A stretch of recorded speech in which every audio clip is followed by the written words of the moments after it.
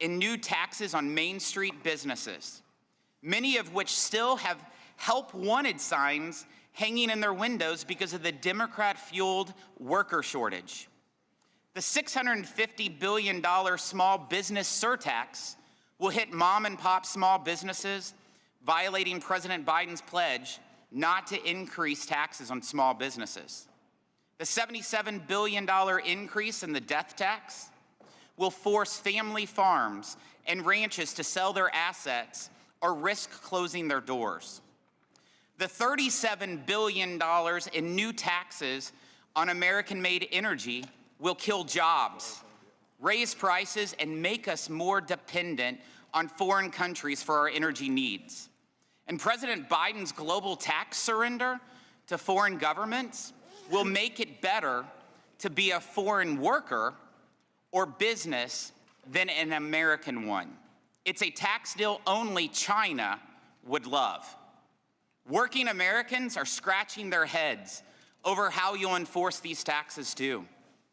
But I think your budget answers that question too. Democrats handed the IRS an $80 billion raise last year. Taxpayers are now asked in this budget to hand the IRS another $43.2 billion. I have to ask, is that a joke? After a 2-year inflation crisis that has cost American workers more than 2 months of pay, families need every penny they can get. But they can't even get their own refunds back because of the historic backlog at the IRS. And they can't get through to a human at the agency because of the terrible customer service. The IRS needs to address its trust gap.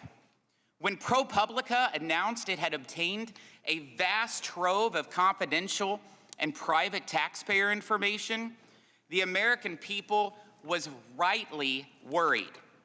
What was stolen? What was stolen? Is their information safe? To this day, Treasury has provided no public answers. What they do have is Treasury's commitment to inject woke, racial, and climate politics in our monetary policy and our tax code. The Treasury Department is woefully falling short in fulfilling its core mission. I hope that our discussion today covers these topics and more in a productive way than we are finally able to get answers to the questions the American people have been demanding. I'm pleased to recognize Ranking Member from Massachusetts, Mr. Neal, for his opening statement. Thank you, Mr. Chairman. We want to welcome the Secretary this morning to the Ways and Means Committee. As is always the case, it's an honor to have the Treasury Secretary here. You should know that when Secretary Mnuchin took my phone calls, he promptly appeared before the Ways and Means Committee as well, and I met with him regularly to discuss policy. There is much that can be accomplished when the cameras are not turned on. Secretary Yellen is one of the brightest, most accomplished policymakers I've known during all my years in government. She is the first person in American history to have led the White House Council of Economic Advisors, the Federal Reserve, and the Treasury Department. I have sought her advice many times, and her leadership has contributed to the historic round of lawmaking and the rebound of the American economy. She is a mainstream economic thinker. And I also would point something out. The debacle of 2008 with deregulation of markets, what happened? Again, what happened with the pandemic? She was the one that we sought for counsel on how to step forward, but we didn't do it with just Secretary Yellen. Hank Paulson was on the call with us as well. We sought a bipartisan response, and based upon the evidence of recovery, it worked. President Biden's economic plan is working, and the economy is growing at a solid clip. Nearly 13 million new jobs, including 500,000 in January, and 311,000 this morning, and the labor force participation rate ticked up.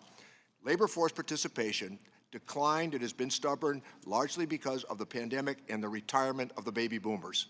That has been transformational in our economy. But rebuilding the economy from the bottom up and the middle out has been the president's push, and we agree with him on this side. The budget that he released yesterday was important, and now we have a blueprint, and we look forward to hearing what the other side has to say when, at some point, they might lay out their budget plan. Many of us heard us say before that a strong recovery was never guaranteed, but never bet against the American worker or underestimate the dignity and security of a paycheck. And how did we get here?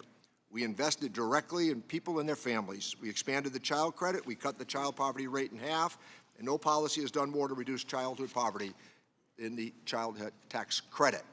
I also take credit. I want to thank the members of the committee here. After a long 3.5 days of markup, that yesterday the President's budget took the Ways and Means tax package almost to the item. We sustained millions of low and middle income families with the Earned Income Tax Credit and the Child and Dependent Care Credit, which was essential. The American Rescue Plan permanently increased the federal child care investment. It enabled workers to re-enter the workforce, and it helped to give parents peace of mind. Our work to encourage clean energy is also spurring growth for small businesses and for workers and their families across the country. And I want to say that publicly and privately in Oklahoma, that position that we adopted with the Inflation Reduction Act in conversations I had there was pretty well received. When coupled with the bipartisan infrastructure law and the tax credits championed by Ways and Means Democrats in the IRA, the clean energy economy is accelerating and millions of green jobs are now on the horizon. I look forward to working with the administration to implement the IRA as text in Congress intended. This was a monumental achievement. While free trade agreements are a purview of Congress, I stand ready to partner with durable and enforceable policies that fulfill the objectives of the IRA. Our multi-year investment in the Internal Revenue Service is making great headway already in ushering in new service for American taxpayers. The IRS was severely underfunded, and now, with the infusion of Democratic support, 99.7% of the returns are being processed, and more Americans are getting their service that they deserve. We are pleased that Commissioner Werfel is in place. Contrast that between our achievements and extremism, it is clear. Yesterday, we marked up legislation signaling the intent of our government to default. You know better than anyone, prioritizing debt is not an option. We are here today, Madam Secretary, to welcome you and thank you for your great gift to America, your sheer competence.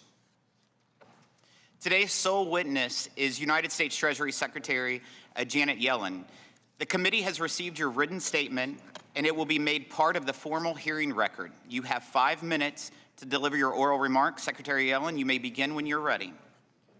Chairman Smith, Ranking Member Neal, and members of the committee, thank you for inviting me to discuss the administration's fiscal year 2024 budget.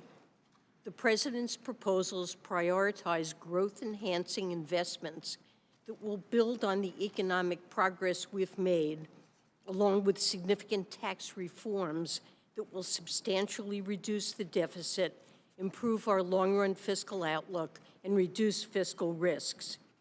Over the past 2 years, the United States has experienced an historic economic recovery.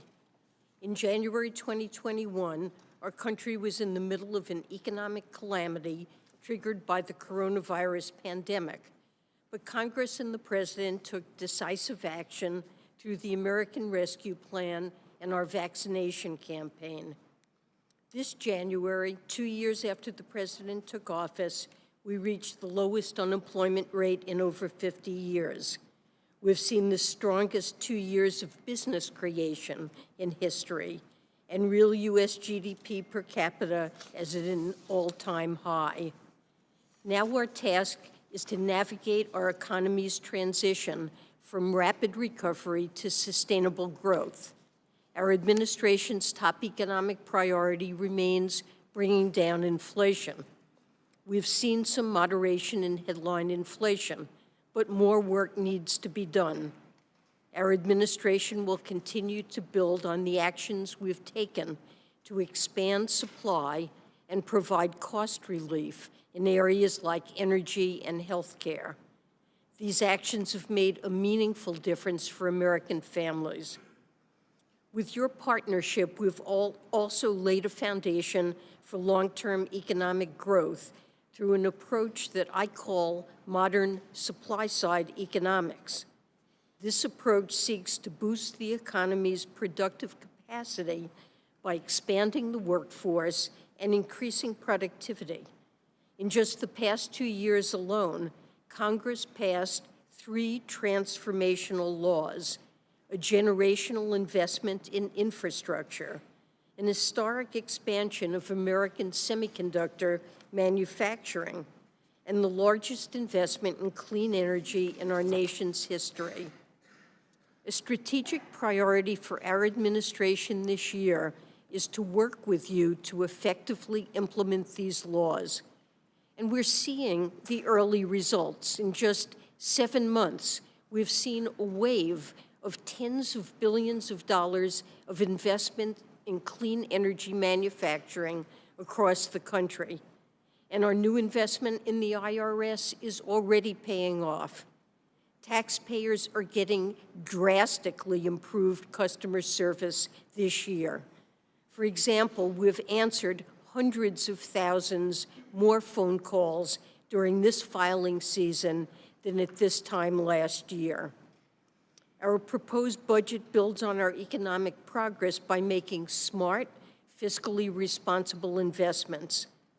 And these investments would be more than fully paid for by requiring corporations and the wealthiest to pay their fair share. Fiscal discipline remains a central priority in our budget. We have proposed a minimum income tax of 25% on taxpayers with wealth in excess of $100 million. We have also proposed an increase in the corporate tax rate to 28% from the current 21%. And it will come as no surprise that I hope Congress will implement the United States part of the global minimum tax deal. This new regime will end a race to the bottom in corporate taxation and raise crucial revenue for essential investments like those proposed in the President's budget. On the spending side, we suggest additional investments to boost our long-term growth potential. This includes improving the availability of high-quality childcare, providing free and universal preschool, and boosting the supply of affordable housing.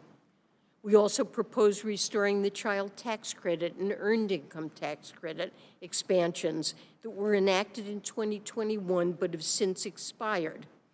Importantly, with the proposed tax reforms, we estimate that this budget will deliver deficit reduction of nearly $3 trillion over the next 10 years. I've spoken about the promise of the President's budget, but I'd be remiss if I did not mention a wholly separate issue that could threaten the economic progress that we have made. As you know, I've asked Congress to raise or suspend the debt limit. Since 1789, the United States has always paid its bills on time, and it must continue to do so. In my assessment and those of economists across the board, a default on our debt would trigger an economic and financial catastrophe. I urge all members of Congress to come together to address the debt limit without conditions and without waiting until the last minute. Thank you, and I look forward to taking your questions. Thank you, Madam Secretary, for your testimony. Without objection, each member will be recognized for 3.5 minutes to accommodate the Treasury Secretary's time. As always, we have to ensure that all members have an opportunity to ask questions of the Secretary. We'll now proceed to questions and answers session, and I'll begin with it first. Yesterday, Secretary, I sent you a letter asking that you provide this committee with legislative language that would accomplish the $4.7 trillion in tax increases contained in your budget proposal within 30 days.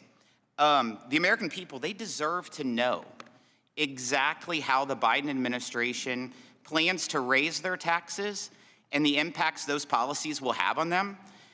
So without objection, the letter is entered into the record that I sent you yesterday. So Secretary Yellen, will you commit to providing that legislative text within 30 days to the committee? Chairman Smith, yesterday, the Treasury Department published the so-called Green Book, giving a great deal of detail about all of the proposed changes on the revenue side in this year's budget. And I believe that provides the detail that is necessary to consider these proposals. the Treasury Department always stands ready to work with this committee and members of Congress on tax legislation as you consider it. And of course, we stand ready to do that. Yeah, I've looked at the Green Book, and we appreciate you all giving it to us yesterday afternoon. It does not provide the legislative text of the tax proposals of $4.7 trillion that your budget calls for. And so what we were asking for the legislative text, so you're not going to send us the legislative text in 30 days? I don't believe that has ever been done. I was just Congress asking, but if, okay. As I say, we stand ready to work with you as you consider particular proposals, and we'll certainly look at legislative language and give you our feedback. But if you will present the legislative text to us on your $4.7 trillion in tax proposals, we'd be happy to look at that. And we hope that since that's in your budget, you'll ask that. Last year, Democrats in Congress rammed through $80 billion in mandatory funding for the IRS after your department asked for it in conjunction with the president's first budget proposal. Your plan called for the IRS to monitor nearly every American bank account, to hire 87,000 new employees, and to audit over 1 million more Americans each year, with the majority falling on working-class Americans. The IRS still hasn't given me the plan for the $80 billion and how that $80 billion will be spent, even though we have sent several letters. We've spoken on the phone about that. But that can't be right, Secretary Yellen, that you all don't have a plan yet. Your budget request that was submitted yesterday asked for $14.1 billion in annual appropriations for fiscal year 2024. But that's not all, Secretary. Buried on page 209 of that Green Book that you just highlighted, which explains your proposals, Treasury is asking for an additional $29.1 billion in mandatory funding to, quote, continue IRA-funded enforcement and compliance initiatives and investments. None of that money is dedicated to customer service or IT modernization. Obviously, you all have a plan. You're already funding enforcement and compliance initiatives that have not been disclosed to Congress and the American public. You already got $80 billion for the IRS. Now you want $43.2 billion more, all without explaining what will be done with the first $80 billion. The American people, they deserve to know how their hard-earned tax dollars are being spent and the impact that a supercharged IRS will have on them. So how many more IRS agents will this $43.2 billion get us? So first, let me say that the strategic operating plan that we have promised to deliver, we will deliver in the coming weeks. And you'll make that public to us? Yes, it will be provided to you. Thank you. In the coming weeks. And already we've taken very important steps to improve customer service. The IRS has hired 5,000 additional customer service representatives. I promised that the average level of service in answering taxpayer inquiries this tax season would rise to 85%.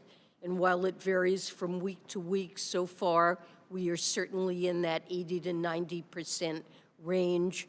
Tax assistance centers are up and operating. Ones that had been closed due to lack of resources are in the process of being reopened. And many of these centers are open on Saturdays to provide help to consumers. Anyone this tax season, any American attempting to get help from the IRS is experiencing a very different environment. That's good. So, Secretary, audits is something that people really care about. Will there be increased audits on working-class families with this new appropriations? I have directed already that IRA resources will not be used to increase the share of households or small businesses earning less than $400,000 or less that are audited relative to historic levels. And I promise and will ensure that that mandate will be met. And let's remember— So that's great news. That's great news, Secretary. That's one common thing that we will have. But part of our oversight duties will be make sure that there's not increased audits for small businesses and working families. I do want to go on. We are getting close to 2 years since ProPublica revealed that it had obtained what is called a vast trove of IRS data, including extensive information on the tax returns of thousands of Americans, sufficient to detail their income, taxes, investments, and even the results of audits. You've been asked several times about this issue in public, and always note that you've referred the matter to the Inspector General and the Department of Justice for review. You've also said previously that you take this very seriously, but this is not an issue that can be referred elsewhere and then completely ignored. The American people, they deserve to know that their confidential information is safe at the IRS, and they deserve answers about what happened. Other than refer the matter elsewhere, what actions have you taken in the last 20 months to identify and fix potential vulnerabilities in how the IRS maintains confidential taxpayer information? Listen, I want to say that I share the same frustration that you're expressing. I would really like to get to the bottom of this. We care deeply about taxpayer privacy, and an unauthorized disclosure of taxpayer information is illegal and something to be taken very seriously. I'm frustrated because we have taken the actions that are appropriate, namely to refer this matter to the appropriate independent investigators, and that includes Treasury's Office of Inspector General, the Treasury Inspector General for Tax Administration, and the Department of Justice. All of these agencies conduct their investigations independently, and according to timelines they determine are necessary and appropriate for a complete investigation. I am waiting to see, just as you are, what the outcome of those investigations are. So you've done no internal audits within Treasury yourself to see if there might have been any kind of leak or any kind of vulnerabilities in protecting taxpayers' confidential information? These are the agencies that are independent, and so you're letting them do it? That's what is appropriate Okay, in this thank you, Madam situation. Secretary. As you know, we've established a portal to allow IRS employees to share information with this committee about any kind of conduct that's going on at the IRS that they think that we should know of, since we're the Committee of Jurisdiction for Oversight. I sent a letter to the IRS and asked that it be shared with all IRS employees. The agency has thus far refused to do so. That is completely unacceptable. IRS employees should know the options they have to report wrongdoing to Congress that they may witness at work. This is a simple issue. It's about basic transparency and accountability. Will you commit to sharing information about our IRS whistleblower portal with IRS employees? Well, I want to say that we have very strong whistleblower No, that's what I've heard, but would you, my question is will you share our whistleblower with the IRS employees, yes or no? I think what is important is that IRS employees know what their full set of options are, and they certainly can report to this committee. They can report to other committees. But will you share this whistleblower information to your IRS employees, yes or no? I will make sure that they have the appropriate information, that they know what their obligations are and their full set of obligations and full set of So does that include this whistleblower hotline? Does that include this whistleblower hotline, that's something you'll share with them? I will make sure that they know all of the options that they have. Does that include if this they- whistleblower hotline? It includes this committee, certainly. In this whistleblower hotline? It's yes or no. We'll make sure that they are aware. I hope that you of do their- for the sake of the American public and for the sake of your IRS employees. On February 16th of this year, President Biden issued an executive order on advancing racial equity through the federal government. That was on February 16th. Treasury Department officials have repeatedly said they want to design tax compliance around racial equity. These statements create the implication that the IRS should take into consideration race and gender in how it manages tax compliance and decides who to audit. But tax returns do not ask taxpayers to identify themselves by race. So the IRS doesn't even have the data on race. That's where the president's executive order comes in. The order instructs the federal government to apply an equity focus to several areas, including to, quote, prevent and remedy discrimination, including by protecting the public from various discrimination. It seems clear that this executive order is instructing the IRS to change its process to make audit decisions based on taxpayers' race. Secretary Yellen, do you think there is any circumstance where the IRS should consider a person's race or gender when deciding whether someone should be audited? The IRS doesn't know an individual's race, and we are certainly not proposing that race be reported on tax returns. However, the IRS does need to be careful to ensure that there is fairness in tax administration. And when studies like some that have recently been published suggest that algorithms that the IRS may be using are racially biased in the sense they are much more likely to audit, for example, taxpayers of color rather than others with exactly similar circumstances.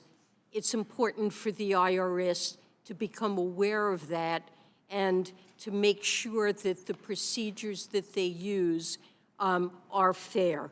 But that certainly does not mean looking at race and deciding to whom to audit.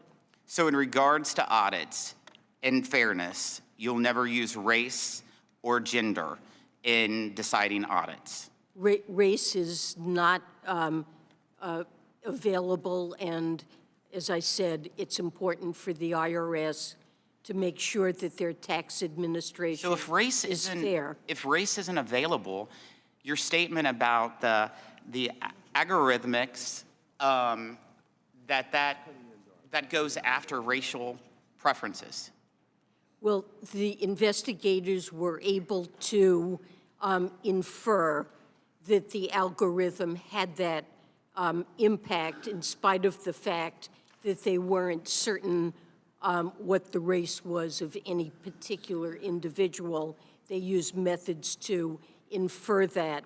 And this is a more general matter that algorithms are often used. They're sometimes used by those who provide credit. They're not based on race, but it may turn out that they are indirectly and unintentionally using race, and it's important to understand and correct that when it's occurring. Without objection, the President's executive order is entered into the record, and I recognize the gentleman from Massachusetts. So, Madam Secretary, I'm only going to ask you to use your time to explain some of these positions. I know you have to get out of here, but I want to make sure everybody gets a chance to ask a question on both sides this morning. That's really important. I've questioned Treasury Secretaries back to Nick Brady. never did I ever ask a yes or no question, because I know events shift and change every single day, and the people that have had that job have been entirely competent over these years. So could you talk a bit about the child credit and also the 311,000 new jobs that were created this morning? Yes, the child credit. So the child credit, tax credit was expanded in the American Rescue Plan, and that was important because the pandemic especially hit low-income families very hard. And it had a dramatic effect in lowering child poverty, according to many studies.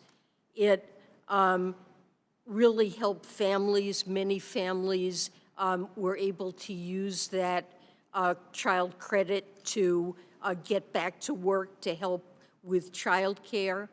The great majority of families that received the child tax credit are working families. Others were seniors taking care of a grandchild or sometimes children with disabilities. And it had a dramatic effect in helping families that were impacted by the pandemic. That's the president believes that this is something that should be in place permanently, and his budget recommends reinstating the credit on the terms it existed in the ARP. You mentioned about this morning's employment report. It showed 311,000 jobs this morning. In spite of that, the unemployment rate ticked up slightly to 3.6%. How to reconcile those two disparate facts? I guess I would point out that there was an increase. The labor force participation rate moved up just a tad, which is always encouraging to see people coming back into the labor force. At this point, the labor force participation rates for both adult men and women have exceeded their pre-pandemic highs. And so when more people come into the labor force, that loosens conditions ever so slightly, takes some of the, helps address some of the supply-demand imbalance in the labor market while creating lots of jobs. So what we're seeing here is a continued, very strong labor market, putting Americans back to work. Thank you, Madam Secretary. And we are always delighted to have the Treasury Secretary in front of the Ways and Means Committee, understanding that you are a successor to Hamilton. Thank you. Thank you. I look at his picture in my office every day. The gentleman from Florida, Mr. Buchanan, is recognized. Madam Secretary, thanks for being here today. My concern is when you look back over the last 20 years, over $20 trillion in debt. So I want to talk to you a little bit about the balance sheet. Also, this financial report that gets put out last couple of years, you signed it. And so I'd like to get your thoughts on exactly, is it a clean opinion? What you said, it's unsustainable, the financial path that we're on. That's what you mentioned in the report. It doesn't seem like it's a very clean audit. I think there's obviously, just in terms of the overall debt, 31 trillion, 20 trillion in the last 20 years. There's plenty of blame, let's put it that way, to go around. But I'm very, very concerned about where we're at and where we're going. I've got 2 kids and 9 grandkids, and a lot of us have children in here. And a top economist said to me, at some point this ends badly. You're the way I look at it, the chief financial officer. You know, we get over here and raise the debt, but looking back over the 20 years, I have absolutely no confidence in the way we do business up here. So I'd like to get your thoughts just quickly. What did you mean by unsustainable path that we're on currently as a result of something that you'd put in the financial report? What does that mean to you? Well, a sustainable path is one that keeps in my view, the interest expense on the debt that Americans have to pay. We take in tax revenue. Some of it needs to be devoted to paying interest on outstanding debt. How do you explain 20 trillion? It's critical that it be manageable. Excuse me, how do you explain 20 trillion in 20 years? I mean, we just keep piling up the debt. 100 basis points on 31 trillion is $300 billion a year. I mean, we're kidding ourselves. So if you're at 5-6% thinking about raising rates, you're talking $1 trillion and a half just interest alone. So I think it's a concern. Let me just jump to the second question quickly. Is $1 trillion, they're talking about tax increases on small business. That's the proposed budget in terms of pass-through entities. I'm very concerned. That puts the American dream clearly at risk. So 39.5, you add up the other things, you're probably 46. If you figure in New York, New Jersey, I'm in Florida, Texas, you look a little differently, or California, you're close to 60% for pass-through entities. These are small businesses for the most part, 50 employees or less. And it's obvious to me personally that many of you have never been in business because you'd understand that the cost of capital is not available for a lot of these small businesses, especially in the environment we're in today. A lot of people are concerned. But how do you think about the idea of another $1 trillion on our small business, medium-sized businesses? The president pledged not to raise taxes on any individual or small business earning under $400,000. Well, I'm just saying that if someone's got There's not a single penny. Let me just finish on this point. If someone's got 100 employees and they make 600-700, the business does, they take out 100, they pay their taxes, and they have a few bucks, they could help their balance sheet. And that's the reality in the small business world. Just because as a small business you make 600 doesn't mean you take that home. You need that money to grow. That's the fuel to grow your business. With that, I yield back. Gentleman from Texas is recognized. Madam Secretary, I admire your courage in going to Ukraine, and I'm glad you're battle-tested for coming here to our committee. Thank you. Let me ask you, I'm hopeful that the Republicans will get to us their budget plan in 30 days, just as they've asked for commitments from you to do things within 30 days. They seem to think that we can continue to deal with our debt problems by removing revenue from our vital public services. And I want to touch on two areas that I think the President and you have acted most appropriately to sustain our needs. One of those is for Medicare. They say belatedly now that they won't cut Medicare, but they seem unwilling to make the changes that are necessary to sustain Medicare for our grandchildren as well as for our current seniors. I introduced legislation last year concerning the net investment income tax, and I have reintroduced it, and I see that's included in the President's budget. Isn't it correct that the estimates are that about 85% of that increase would be paid by those who earn $1 million or more a year, and that none of the tax burden would be on those below $400,000? That's correct, and the proposal wouldn't raise it on anyone making under $400,000, and the revenue would be devoted to Medicare, to shoring up the hospital trust fund. And the President, I believe, has a plan to extend it even beyond 2040, just closing the loophole and correcting the mistake that was made about the net investment income would extend Medicare solvency to 2040. So if people really believe in Medicare, they'll be willing to take the steps to ensure it's there. And of course, the second one, and it mystifies me at the creativity of our Republican colleagues in coming up for excuses to defend multinationals for not paying their fair share for our national security, though they benefit from it perhaps more than any other group in our society. So I admire your leadership on the global minimum tax. This newest excuse we've heard this morning is that it's going to all help China. They helped China yesterday with their China Bond First program, but tell me about why it is an error to claim that China will somehow benefit from stopping the race to the bottom. China will not benefit at all from this. China will be forced to raise their minimum tax on their multinationals up to the level of 15% on a country-by-country basis.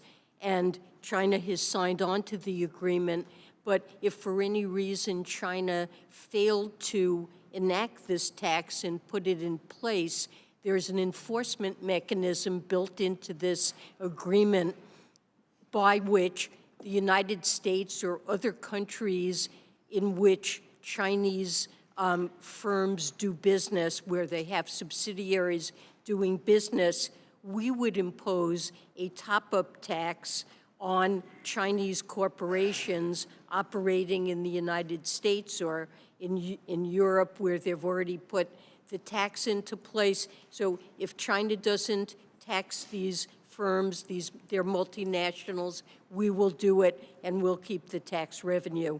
But one way or another, we will level the playing field so Chinese firms are on the same footing as our multinationals. Thank you for your leadership. Thank you. Gentleman from Nebraska is recognized. Thank you. Thank you, Secretary Yellen. Our time is short here, so I'll try to be quick in answering some very concise questions. We have serious concerns about the impact that the $80 billion that the IRS is receiving and its impact on families and small businesses. There are concerns about the funding stemming from the fact that we're working from disparate statements from the administration. So I'm glad you're here to help clarify. 2021, the Treasury released an analysis right here that states $80 billion in additional IRS funding would be used to increase the total headcount at IRS compared to 2021 by almost 87,000 employees over the next decade. Is that accurate? Is that correct?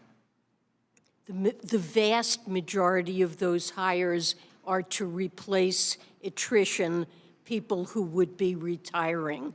So okay, so the attrition is about 12,000 no, personnel over the last 10 years. Over 10 years, it's much larger than that. Okay, the record reflects that the headcount decreased by 12,000 over the last decade. So that would leave us at 75,000 new personnel at IRS. So I just want the record to reflect that. Now, regarding the audits, and the chairman talked a bit about this, there's been confusion about the meaning of the directive that you cited in the letter last August and then repeated here today.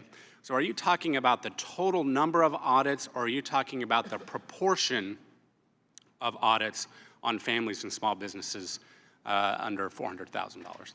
I'm talking about the proportion of those small businesses and families. Okay, so the proportion, I mean, just for the record, the proportion is 90%. So 90% of the new audits will be, you know, according to the data, that we can expect up to 90% of new audits to be on those making less than $400,000. The purpose of this legislation is to vastly increase the audit rates yes, on we understand. high income, high wealth, Right, complex partnerships. But the data reflects that it's broader than that, especially given the number of personnel. But The shifting extent gears, that the number of taxpayers I understand. Okay, earning less than $400,000 increases the audit rates. the rates and of risk audit, will not and the rise. commitments, you know, are certainly, I believe, very clear.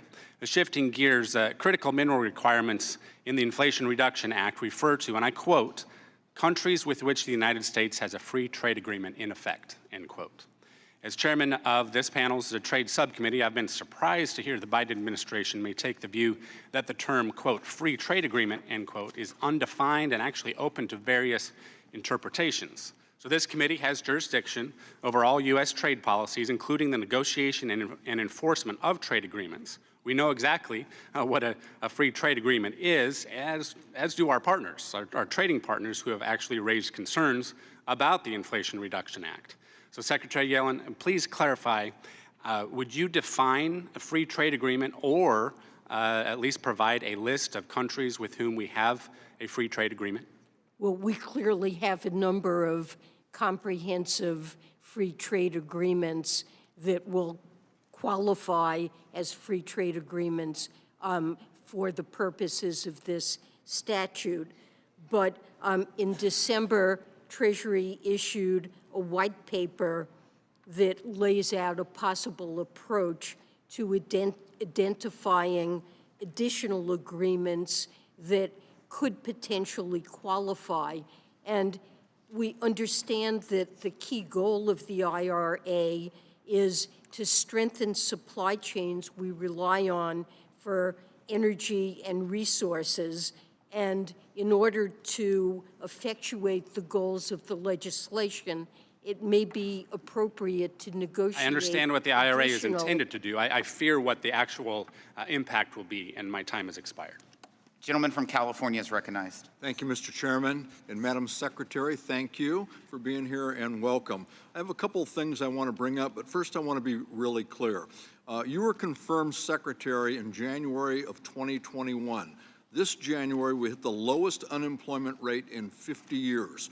We went from unprecedented pandemic to the lowest unemployment in decades, and you oversaw all of it. And today, as we heard, 311,000 new jobs in February. As Mr. Neal highlighted, your incredible resume and your history, you are truly a pro. Over the past couple years, I've been privileged to work directly with you as we transition to clean and renewable energy, and I want to thank you for your cooperation and your help. I've got 4 items I want to bring up. We have a limited amount of time, so I'll ask 2 and write you about the other. I'd like to talk to you about my top 2 priorities, disaster relief and mental health, and I'll start with disaster relief. Madam Secretary, many survivors of California's wildfires in 2015, 17, and 18 are eligible for compensation from something called the Fire Victims Trust, which established following the Pacific Gas and Electric bankruptcy. However, in many of these cases, the survivors are being forced to pay taxes on a settlement award they received from the trust, including roughly 30% of the award that goes to attorneys. I have a bipartisan, bicameral legislation clarifying that disaster relief payments like these from a trust fund are straightforwardly non-taxable. And I'd like you to work with us and your people to work with us so we can help these folks who haven't even received enough money to rebuild the homes that they lost. And then second, I think the biggest issue, the second biggest issue that we face as a people is mental health. We see problems everywhere, schools, homelessness, veterans, amongst the elderly. Mental illness is a huge, huge problem that costs us trillions of dollars, and we need to figure it out. But treating the symptoms as we've done isn't enough, nor do we have all the money to do it. We have to get ahead of the curve. And Mr. Kelly and I have bipartisan legislation that we're getting ready to reintroduce and we shared it with your staff, that provides tax incentives for neurological research. Madam Secretary, do you agree that we can and should use the tax code to help address our collective mental health crisis? Well, these are critically important problems and, to me, appropriate priorities. And let me say that we will be more than happy to work with you on this legislation. So my staff can certainly be in touch. Thank you. And then I'll submit my questions about solar cells and taxpayer correspondence to you in writing. Again, thank you for the incredible job that you've done and your commitment to public service. Thank you. Thank you for your kind words. Much appreciated. Gentleman from Pennsylvania is recognized. Thank you, Mr. Chairman.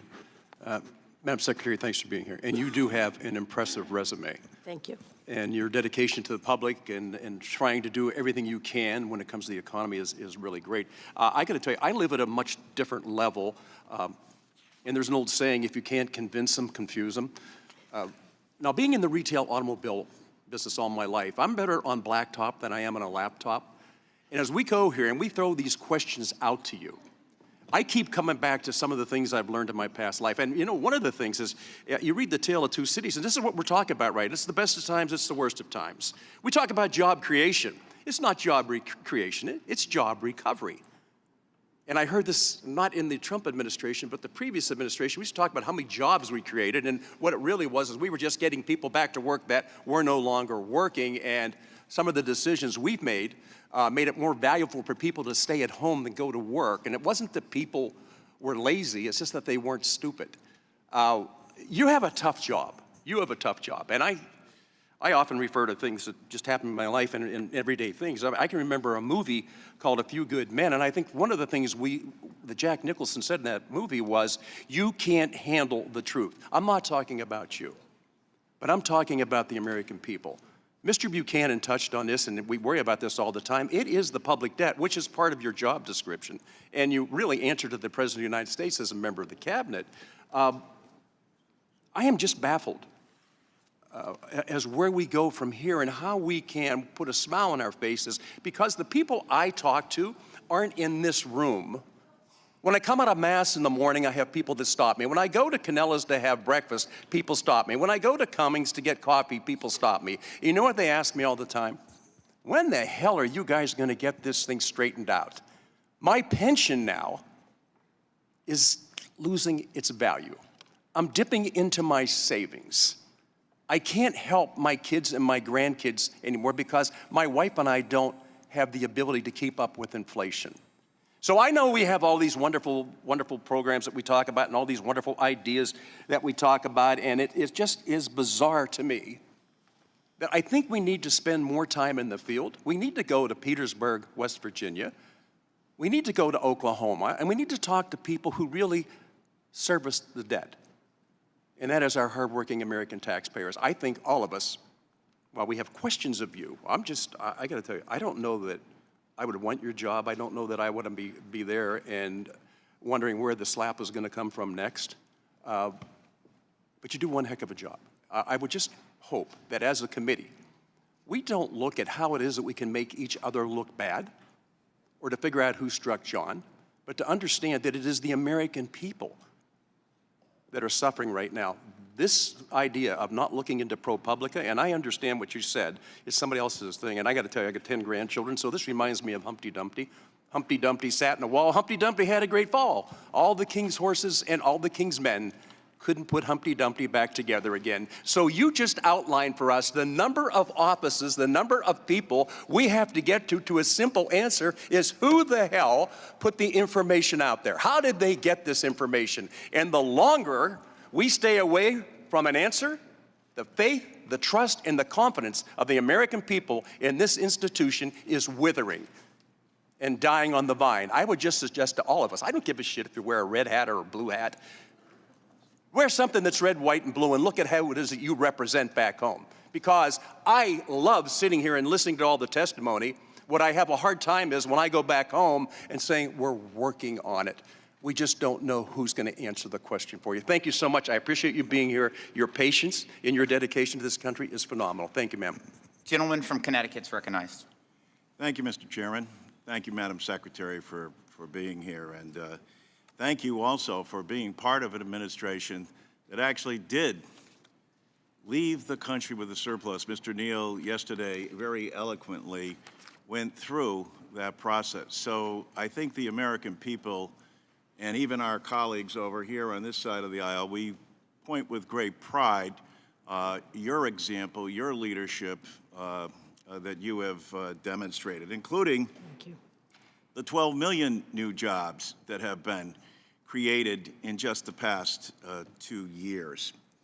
Also wanted to, because there's a lot of talk about fairness and debt, et cetera, and I am now the ranking member of the Social Security Subcommittee, and Social Security, as you know, is the nation's #1 anti-poverty program for the elderly, and hopefully we get the child tax credit back, but absent that, it's the #1 anti-poverty program for children as well. I commend the President for his budget that increases the opportunity and makes Medicare more solvent and also strengthens Social Security. And it does so actually by paying for it. And the President in his comments said, and you pointed to this, that there will be no tax increase on anyone over $400,000.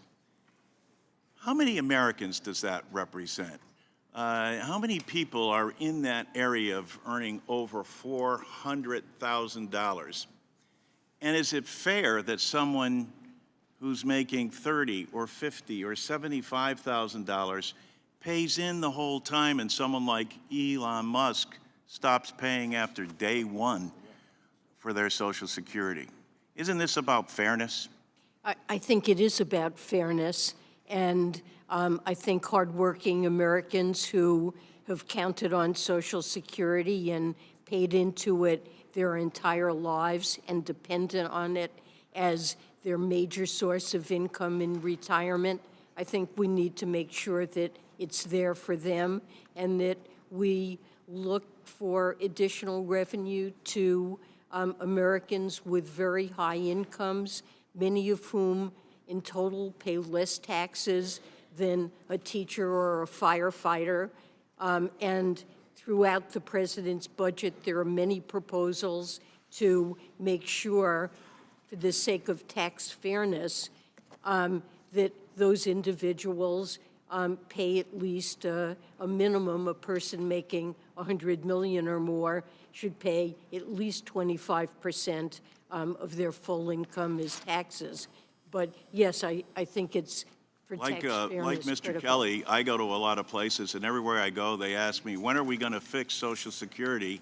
And why is it that I have to pay in, and we learned from the president and this exchange, why do I have to pay in constantly out of every paycheck? It's called FICA, Federal Insurance Contribution, and the wealthy do not. Agreed. The only floor vote of the date has been called. As there is only one vote, we will keep the hearing going on. So please vote and then return to the hearing immediately. Gentleman from Arizona. Thank you, Mr. Chairman and Madam Secretary. The nature of the chaos of what we all do. We only have 3.5 minutes, so the tyranny of the clock. When you have high-profile elected members who will say things, because I have an incredible concern of messaging and stability in debt markets around the world, when we will say things like, debt doesn't matter, print $1 trillion coin, modern monetary policy, we can just keep borrowing.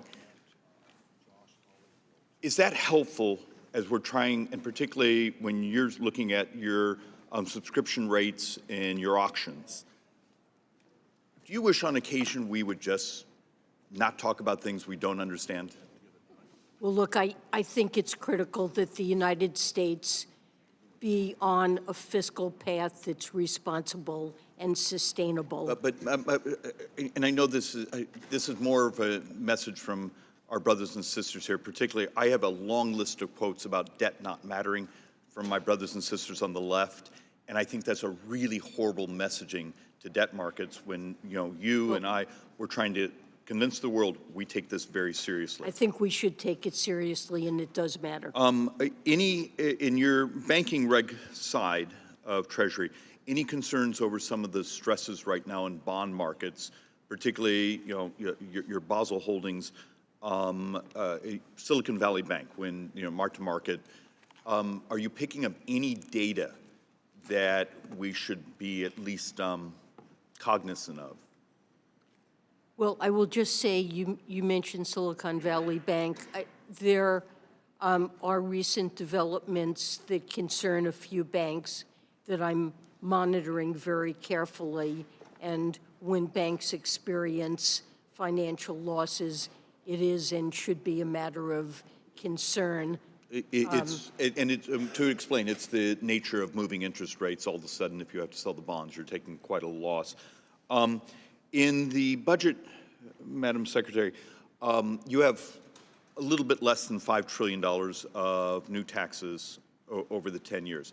Do you have the wherewithal to model that, to say, okay, here's our tax regime, and here's its economic effect on GDP growth? Were you able to do modeling documents? Well, we don't have a gigantic model that shows what the total impact would be on the economy, but we've certainly considered the economic impact in the case of all of the policies that All right, we've I just, proposed. look, I spent part of my evening, that's why I'm glassy-eyed, trying to read through. I was looking for saying, okay, we're going to raise this much taxes, and we believe it has this much impairment on GDP growth over the 10. If one of your staffers ever could send me there are a document, I'd love to look at your math. And I the mean, very there are studies, and it is something that we've tried to evaluate in putting forward proposals. last thing, your capital gains tax would go up to what for very high earners? It would go up to the same rate as the tax on regular income. Okay, so it matched regular income, though For in high-income the current- individuals. Madam Secretary, but in the current environment, capital gains are substantially affected by inflation. So we would be taxing non-actual gains, we would be taxing inflated gains, inflation gains, not actual appreciation. Should we actually do an adjustment for inflation on those capital gains taxes? It's something certainly to consider.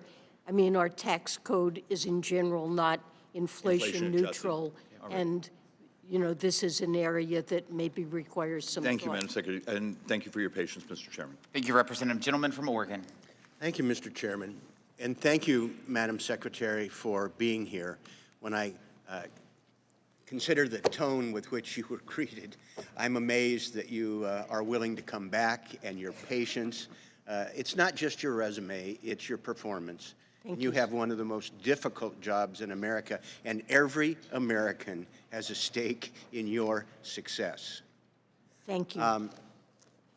Yesterday's action by this committee, coming up with this fantasy that somehow the IRS can prioritize 1.28 billion payments a year to try and sidestep our responsibility to raise the debt limit. I apologize for that. It continues a trend that my Republican friends have had for years in terms of making the IRS job more difficult, fewer people, and more complex returns. I'm hopeful that we can get past that and that we're able to engage with you in a constructive way to avoid economic catastrophe. I do have one modest area of disagreement, and I must agree with my dear friend, Chairman Smith, about some of the suggestions that we can sidestep working with Congress and redefine agreements as FTAs. None of us think that satisfies the condition. I've worked with 5 presidents on trade issues, and when we do not have a good, constructive working relationship and Congress playing its role, it doesn't end well. And I would just refer the trade promotion, the TPP, as an example where it was harder, and we're still bearing the circumstances. I apologize for any suggestion that I may have made that Congress doesn't have an appropriate role. No, but in terms of redefining what the terms are going to be, it's in effect sidestepping us. I hope that I think you will. we have been in close touch with this committee. Yes, I My understand staff that, have but been. But it's different than treating our statutory and constitutional responsibilities. I would just hope that you would commit to work with me and Chairman Smith as we move forward in a way that's fully consistent with the true definition of a free trade agreement and the spirit of cooperation in terms of trying to get us on the same wavelength. I think your objectives are ones that I probably agree with, but process matters, and in terms of being able to make sure that the various stakeholders, some of whom don't have the confidence in terms of the path that you're taking, I think working together we can raise that confidence, we can work together to get the desired objectives, and I hope that you would commit to working with us in not just the spirit, but the letter of what free trade agreements are. I will make that commitment, and I agree with you that that collaboration and consultation is critically important. We're committed to it. Thank you. I look forward to working with you and your team, who are doing a great job in trying to figure out how to implement the things that Chairman Thompson and I embedded in the tax code that has a challenge for you, but we appreciate the work. We're working very hard to implement the green credits and IRA and all of the IRA provisions. It's much appreciated. Thank you. Thank you. Gentleman from Illinois is recognized. Thank you, Mr. Chairman. Welcome, Secretary Yellen. Thank you for your service to the country. We hope to see more of you here before our committee. I have a question for you, but before I do that, I do want to express to you how extremely disappointed I am in the administration's budget proposal released yesterday. As I think about the 750,000 constituents that I represent in Central Illinois and Northwest Illinois, I can tell you that their priorities are vastly different than what's reflected in the administration's budget proposal. Just to highlight a few things, eliminating the stepped-up basis would really crush family farms in my district and family-owned businesses. Quadrupling the recently created stock buyback tax, which will hurt Americans with 401k plans and pensions, is in there, and expanding the net investment income tax on small businesses that are still struggling with high inflation and workforce shortages, again, is disappointing when I look at the budget. It is clear that many of the real challenges that Americans are facing are not being heard by this administration and in this budget. To my question, I do want to just, it was referenced earlier, I do want to talk about the OECD process and the current global tax negotiations, and specifically Pillar 1, Madam Secretary. We understand that negotiations around Pillar 1 have stalled, and I believe we have significant risk that digital service taxes, which disproportionately harm U.S. businesses, will spread across the world. We've already seen that. Republicans have repeatedly requested from the administration and from you to consult with us before making decisions about your negotiations with our European counterparts. You have not done so in terms of communicating with us, and it's been a source of frustration. You've not provided any analysis that would allow members of this committee to evaluate the effects of Pillar 1. So, Madam Secretary, as you sit here today, I think you would agree that it is not financially responsible to purchase a product without knowing its price. And that's the real core here. So when can Congress expect to see this analysis so that we know what we are actually being sold here? So let me say that we have consulted and with this committee and with staff on a regular basis about these global negotiations.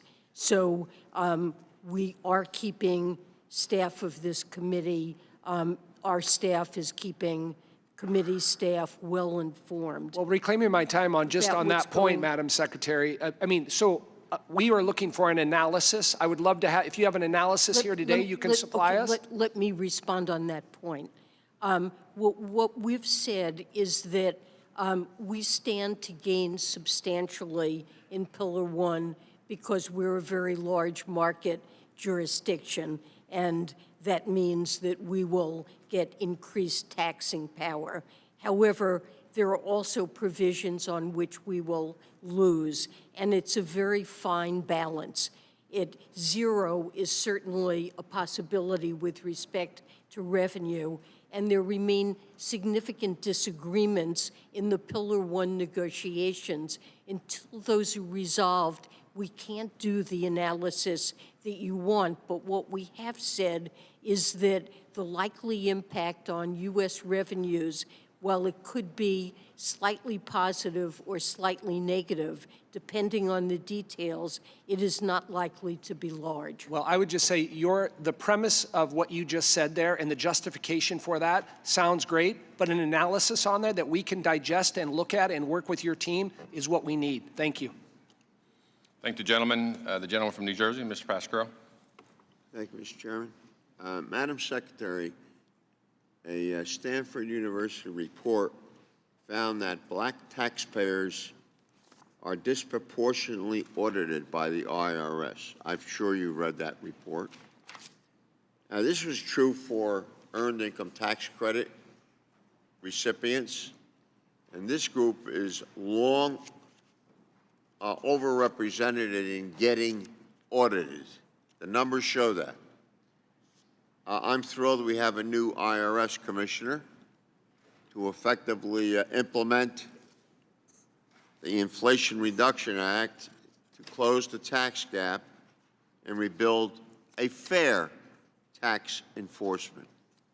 Yesterday, our Oversight Subcommittee called on Mr. Werfel to prioritize fixing our biased and broken two-tier tax system. Madam Secretary, will you commit to addressing racial disparities in audit selection?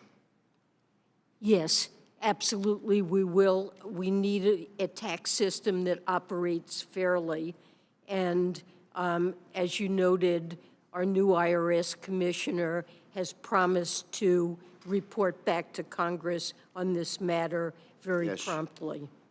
Will you ensure the IRS uses Inflation Reduction Act funds to stop disproportionately auditing EITC recipients and focus on auditing other folks in the system as well? The focus of the funds in the IRA is intended to be high income, high wealth, complex partnerships, corporations where audit rates have fallen to extremely low levels and where most of the revenue that constitutes the tax gap, we know that's where it lies. That is the focus on enforcement. But on the EITC, there are high rates of improper payments, partly because there are firms that improperly file for EITC for low-income individuals, and we do need to attend to that. So it's not the fault of individuals, but there is an issue there that we need to continue to focus on, maybe through education and outreach. You've provided tremendous service to our country. Thank you. Mr. Chairman, I want to bring to your attention the fact that there is a member of the cabinet sitting before us who admits mistakes once in a while. I've never met a cabinet member that made a mistake, so I say that with due respect. Thank you. And I think that's refreshing, and I think that helps bring us together more than anything else. Anything else. I'm serious. And I'm happy to do work with you, and you've done a great job. Thank you so much. Much appreciated. I'd like to thank the gentleman from New Jersey. Now recognize the gentleman from Ohio, Mr. Winster. Thank you. Mr. Pascrell, I'd like to agree that honesty really does help, no matter what we're dealing with. Anyway, thank you, Madam Secretary, for being here. The Tax Cuts and Jobs Act verifiably led to more American jobs, historically low unemployment, stable revenues, higher wages, and COVID hit. And one of the things that COVID revealed to us was the vulnerability of our supply chain and how it's a national security risk, it's a national health risk. Just look at where we get our pharmaceuticals from. It's China.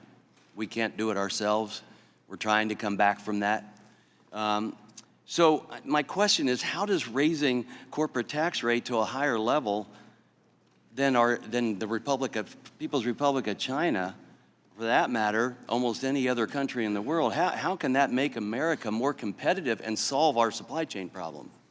Well, I believe it really is important that we invest in America so we can be a competitive economy. And you mentioned the importance of tax rules to private investment in equipment and software. But I guess I would point out, and this is what I mean when I use the term modern supply-side economics, there are quite a few other kinds of investments that are relevant to our productivity and competitiveness, and we also need to focus on those. So infrastructure is an example. Education I agree. is another no, example. I agree with that. Research You've got to have all those things in place, and you can call them investments or whatever, but also I think that making the business feasible here compared to somewhere else makes a big difference. And that's what we have to consider as well. We've had no inversions since the Tax Cuts and Jobs Act, and I don't want to see that go away.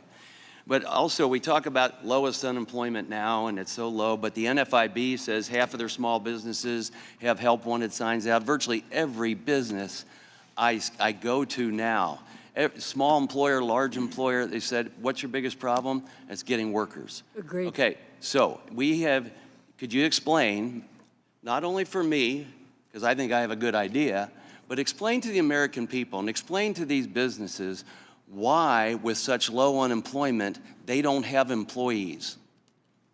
Well, I mean, that's partly what the problem is that the demand for workers in this economy. Where'd they go? They had the workers before COVID. Well, the COVID pandemic accelerated retirements. We have seen labor force participation for both adult men and women rise above previous levels. And the president's budget focuses on providing households the child care and other support they need to work. And I think it's really important to boost labor's supply. And the president's budget is focused. So my point is, it's not completely honest if we just say, hey, unemployment's low. Well, yeah, but it's still a problem to get employees. So we can't pretend there's a rosy picture. We've got to address all these other issues. It is a problem that many businesses, most businesses, face and are trying to deal with. Thank you. I yield back. Appreciate it. Gentleman from Illinois is recognized. Thank you, Mr. Chairman. Thank you, Madam Secretary. And I thank President Biden for prioritizing policies that would provide meaningful relief to Americans, both young and old. I deeply appreciate the recognition that making the adoption tax credit refundable is essential to removing income as a barrier to adoption. I thank the President for advancing an even greater child tax credit to lift even more children out of poverty. The CTC was a lifetime in my communities, and its absence makes children more vulnerable. I also want to thank you for prioritizing the improvements to the Earned Income Tax Credit that I have long championed in my responsible fatherhood legislation, and for preserving the protections for foster youth and youth experiencing homelessness. I thank you for permanently ending the taxation of forgiving student debt and for all the other policies that would make our country stronger. I hope that you will consider the importance of direct tax credits for child care and rent as supplements to the strong budget you proposed. As we saw with the modernized child-dependent tax credit in 2021, direct tax credits serve as an essential tool for helping every eligible working parent or cost-burdened renter given the limited availability of other assistance such as vouchers or low-income housing. And finally, like other systems in our country, the seemingly race-neutral tax policies and audit practices have a substantial disproportionate impact on taxpayers of color. So I hope to work with you to identify legislation that would collect key demographic information about taxpayers to better understand racial and gender equity. And I thank you very much. Thank you very much.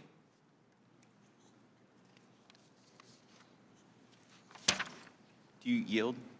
No, I will yield, of course, for the Secretary. Oh, well, certainly the president supports the child tax credit and earned income tax credit and would work with you to consider the child independent care credit, which was passed earlier by Congress, but by the House, but isn't in the Green Book proposals, but would certainly look to work with you on that.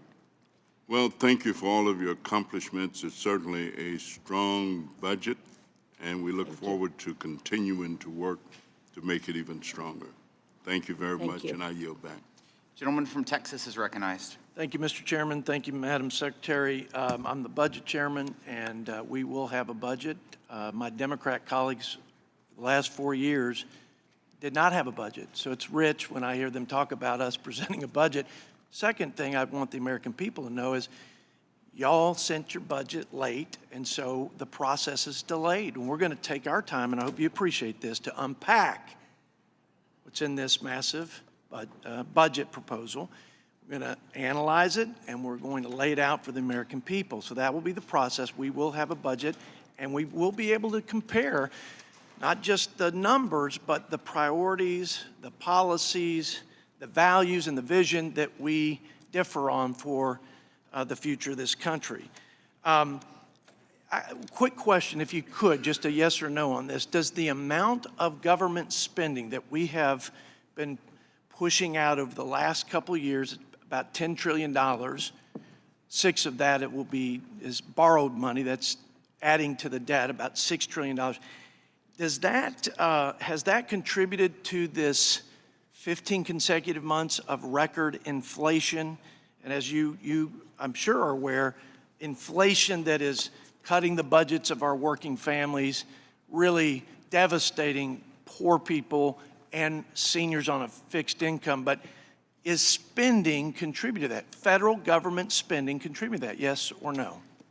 Well, I believe that was critically important support to make sure we didn't end up with a scarred labor force at a time when the risk was we could see. So is that a yes, that has spending contributed to inflation? Just yes or no? Forget your reasons why. You make that case to the American people. I'll say that the American Rescue Plan that was Democrat supported, no Republicans, jammed through, was more about bailing out union pensions and paying teachers' unions for schools that never opened our children. We can debate that point. Well, I Does think spending contribute to inflation? I believe that most of the inflation we've experienced reflects disruptions from the pandemic, the supply side of the economy. Madam Secretary, please, and with all due respect, I ask for a simple answer. The American people know that the spending that has flooded the marketplace has created this gap in supply and demand, and it is punishing as the worst of regressive taxes on all Americans. And here's the insulting thing, and again, with all due respect, this is insulting, that your budget, the president's budget, increases spending. The budget has the highest sustained levels of spending, taxes, and deficits in the history of the United States of America. Now, I want to finish on this. You've requested $100 billion more in just discretionary spending.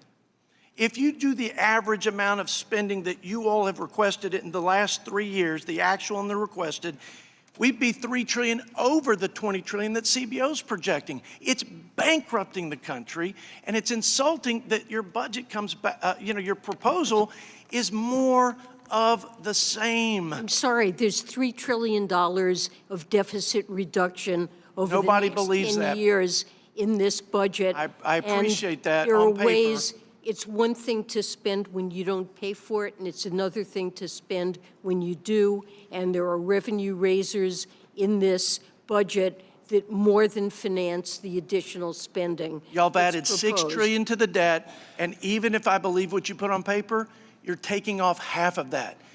Only half of the $6 trillion you've added, as if you're trying to give a gift back to them. Here's half of your money back. We're going to help save the country by giving half the money that we borrowed on the backs of our children. I just don't believe it, and I look forward to more conversations, and I appreciate your service. Recognize the gentlelady from California. Thank you. Secretary Yellen, thank you so much for joining us here this morning. You have a long and distinguished resume and career, and you are doing a terrific job. We applaud you. I'm sure that as a woman working in a traditionally dominated male field, you're probably no stranger to breaking firsts and paving the way for other women, which is why during Women's History Month, it's disappointing to see some of my colleagues talk down to you, use profanity, and not allow you to finish your answers here at this hearing. And I think it's important to call out that kind of behavior.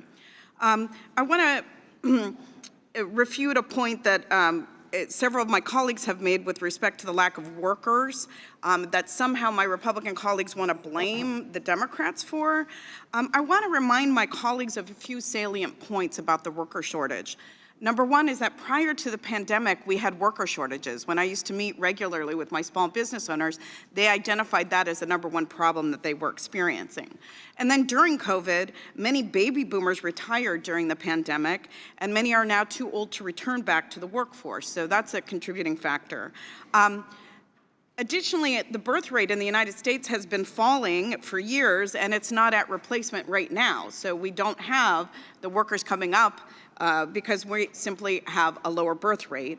And then I would remind my colleagues on the other side of the aisle that lack of movement on immigration reform that creates legal pathways for immigrants to come to this country also exacerbates the worker shortage. So let's just be real clear about what some of these contributing factors are instead of just blanket blaming Democrats for the lack of workers. It's some of the actual things that are outside of our control, which is demographics, but also things that are within our control, like immigration reform. Secretary Yellen, I wanted to ask you about the Inflation Reduction Act, because Treasury has embarked on some critical mineral agreements with Japan and the European Union. And I understand that the intent is to address their concerns on EV tax credits, but that's not exactly happening in a vacuum. Our allies have said that they will build on their existing climate subsidies in response to the IRA. I think that all of us who helped write this law agree that we need to work with our allies on shared climate goals. But I also want to stress that the unprecedented way these agreements were written, with this exercise, we continue to upend the separation of power on trade authorities. These agreements have been written in a manner that gives the Secretary the power to guarantee specific tax cuts with USTR signing off on your behalf. So I want to focus on those agreements and how they'll affect the domestic union supply chains that we're trying to foster as our partners try to expand their investments. Madam Secretary, California is home to one of the largest untapped lithium reserves in the world, which is close to the Salton Sea. And so how may this select buyers club have the potential to undermine investments back home? Well, the Inflation Reduction Act creates very strong incentives to produce, develop minerals for batteries in the United States and to develop their capacity to process those minerals. However, the global demand for these minerals in the years to come will be enormous, and we're highly dependent on China. And so we've seen as one of the goals of the IRA to broadly strengthen supply chains for these critical minerals and their processing. And so the agreements that we're discussing with Japan and with Europe would potentially, if it's possible to form such agreements, permit our close allies to also contribute minerals and their processing that would be eligible for use in electric vehicles that are assembled in North America. But this is going to be a vast and growing market, and there are huge incentives for development of minerals in the United States. Thank you for your answer, and I yield back. Gentleman from Georgia is recognized. Thank you, Mr. Chairman, and thank you, Madam Secretary, for being here today. You know, early on in your remarks, you threw out a term I had not heard called modern supply-side economics. I did a little quick research on that. I believe you're calling a duck a squirrel. That is nothing more than modern monetary theory, and I would suggest that the American people don't go for that. But anyway, that's not really what I wanted to get to. You know, you've got $80 billion for 87,000 new IRS employees. You're asking for another $43 billion, and you know, number one, I don't see where those, you know, where the plan for the previous employees are. Number two, how do we know that these employees won't be looking into the bank accounts of our fellow Americans?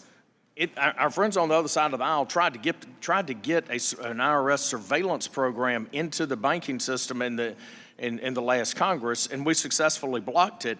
But we've had to go so far as to introduce a bill, H.R. 1010, prohibiting IRS Financial Surveillance Act.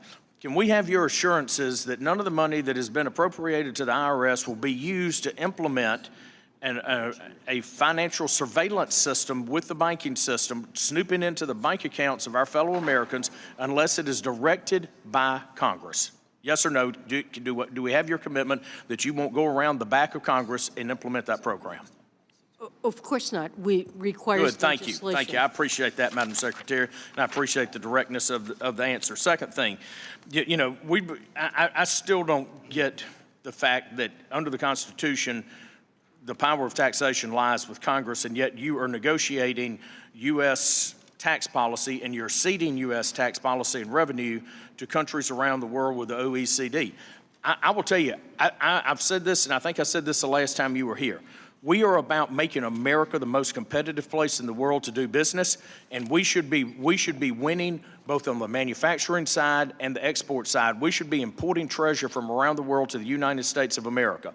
And I don't think that we should give up one dime of our U.S. revenue to foreign countries with this. When we have a debt crisis that is looming, okay, real quickly, can you tell me, will the GILTI revenues, if your Pillar 2 is implemented, will those revenues go down here in the U.S.? Well, if the United States implements the GILTI tax, which would involve... As a function of Pillar 2, would you see a decrease in tax revenue coming into the U.S. from that? It would be a huge increase in tax revenue okay. if we implement the GILTI tax. Okay, Our tax I think that's revenue yet to be determined. Now, clearly rise. one final thing, Madam Secretary. You know, Americans really, over the years of all of the alphabet agencies up here, they tend to fear the letters IRS more than most. And one of the things that we find disturbing is that the IRS has been buying up a tremendous amount of ammunition and firearms over the years. Two things. Number one, can you provide a report to this body that will explain why the IRS has purchased so much 9mm ammunition, and will you commit to not buying a single bullet or a single gun in that agency until you get your customer service right? Look, there Yes or no? Will you look into that? No, I won't, because... Okay, thank you, Madam. My time has expired. Mr. Chairman, I yield back. Thank you. Gentleman from Kansas is recognized.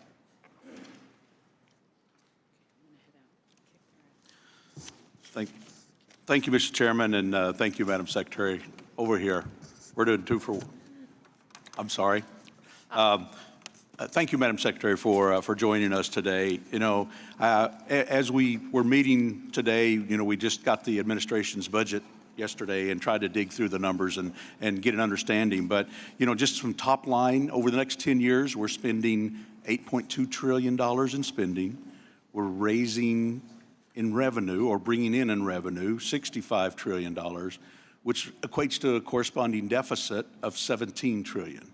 Now, I know you said that we're having a $3 trillion cut in the deficit, but just because we're not making a $20 trillion deficit, it's still a $17 trillion increase over the 10-year period. And we talked earlier a little bit about the 15% increase in the department after already getting the $80 billion last year, and with us being in debt, and actually next year, over 1 out of $4 that is being spent in the 2024 suggested budget is borrowed. It's almost 1 out of $3 is borrowed, 30% of the spending next year.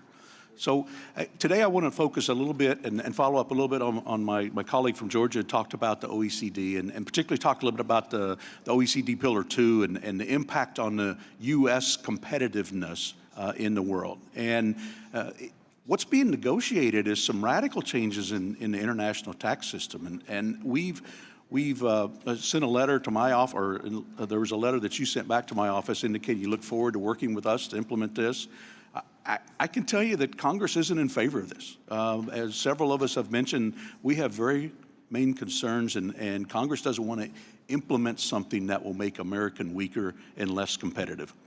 So, last year, the Democrat majority in Congress wouldn't even pass the Pillar 1 or the Pillar 2 and the OECD provisions. So have you informed the other countries that we're negotiating with that, it wouldn't pass last year and it's probably not going to pass under a Republican Congress this year? My understanding is that there were members of Congress that did not want the United States to go first in implementing a 15% minimum tax country by country. We already have a 10.5% guilty or minimum tax on earnings of American multinationals abroad. And now the European Union has adopted it and other countries are moving forward. Japan, the United Kingdom, Singapore, many countries are going forward with this. So the issue of our going first and will others follow no longer exists. Well, yeah, and well, it's critically important for us to It does change, though, if before I run out of time, if the proposal is to raise our guilty to 21%, when everybody else is doing 15% is all that they have to do, I mean, that's going to make American businesses less competitive. Well, no, and, it's and not. At the meantime, with the undertax provisions, it's going to actually allow other countries to still race to the bottom through this process. That isn't right, because right now we have a 15% tax and no other country has any tax whatsoever. So there's a 15% gap. Now they're all going to have a 15% gap, and we're proposing that we go to 21, which is a much smaller gap of 6%. We're a competitive, attractive place to do business, and having a lower tax rate on the earnings of American companies abroad than they would pay at home is an incentive to shift jobs out of the United States abroad. And we're more competitive and we're narrowing that gap, which makes it more attractive to invest in the United States. It really is. And disadvantage. We would agree on that the U.S. competitiveness is hurt, and that's what was addressed. And I've run out of time, but I'll yield back, Mr. Chairman. Gentleman from New York. Thank you, Mr. Chairman. Madam Secretary, yesterday this committee held a hearing on the technicality of a proposal where there was a lot of talk about debt, deficit, and priorities. At the same time, the President released a $6.9 trillion budget plan, 182-page document, the deficit by $3 trillion over the next decade. Bloomberg Economics put out a comprehensive report last month saying that President Biden was on track to becoming the greatest jobs-producing president in U.S. history. Nearly 13 million jobs in the past 26 months, including 504,000 in January, 311,000 that was announced this morning for the month of February. They forecast that while inflation was at 9.1% in June of last year, the forecast for this time next year is 2.25%.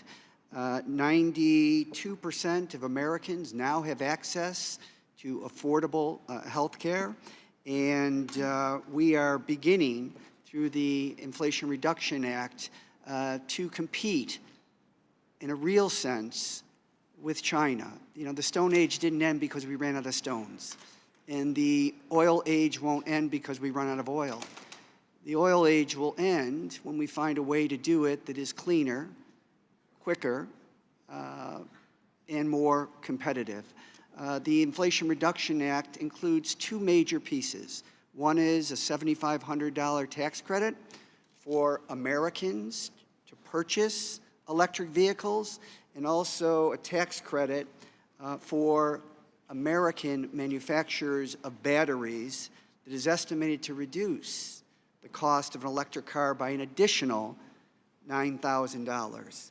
It seems as though, we finally got the message that we need to be tough about China, but we need to be tougher on ourselves about China as well. And these initiatives in the Inflation Reduction Act and in this budget, I think, go a long way to doing that. You're the 78th Secretary of the Treasury. You were appointed in January of 2021. And just your thoughts about these and other efforts that are in the budget toward the goal of increasing American competitiveness, accruing to the advantage of the American people and the American consumer. Well, thank you for your comments. I strongly agree with your assessment of the Inflation Reduction Act. It is already having a dramatic effect on investment in the United States and job creation, and will make us more energy secure and more competitive and deal with the really national security threat that reflects our over-dependence on China for the provision of many, both battery components and electric batteries, solar panels, wind turbines, what we need to be energy secure, to promote clean energy. So this is a huge step. The Semiconductor and Chips Act addresses our dependence in China and reduction in competitiveness in manufacturing semiconductors in the United States, and that's having a huge effect already in job creation. And the Infrastructure Act is really shoring up our competitiveness by finally repairing roads and bridges that are decaying in the United States and really need to be upgraded, and also what's necessary for a modern economy to have digital access all over the country. These bills are shoring up our competitiveness, and the budget will add to the provision of funding for R&D, innovation in the United States, and other things. Thank you. I yield back. Gentleman from Pennsylvania is recognized. Thank you, Mr. Chairman. Madam Secretary, thank you for your service to our country. I was pleased to hear, in response to one of my colleagues' questions earlier, just a little while ago, you said that the debt, these matters, and I quote, should be taken seriously. When you and I talked last year during this hearing, you said, and again I quote, "It is desirable to reduce deficits." Do you still feel that way, Madam Secretary? Yes, I do. The chart I have here, and I don't know if you can see it, hopefully you can catch it, but this is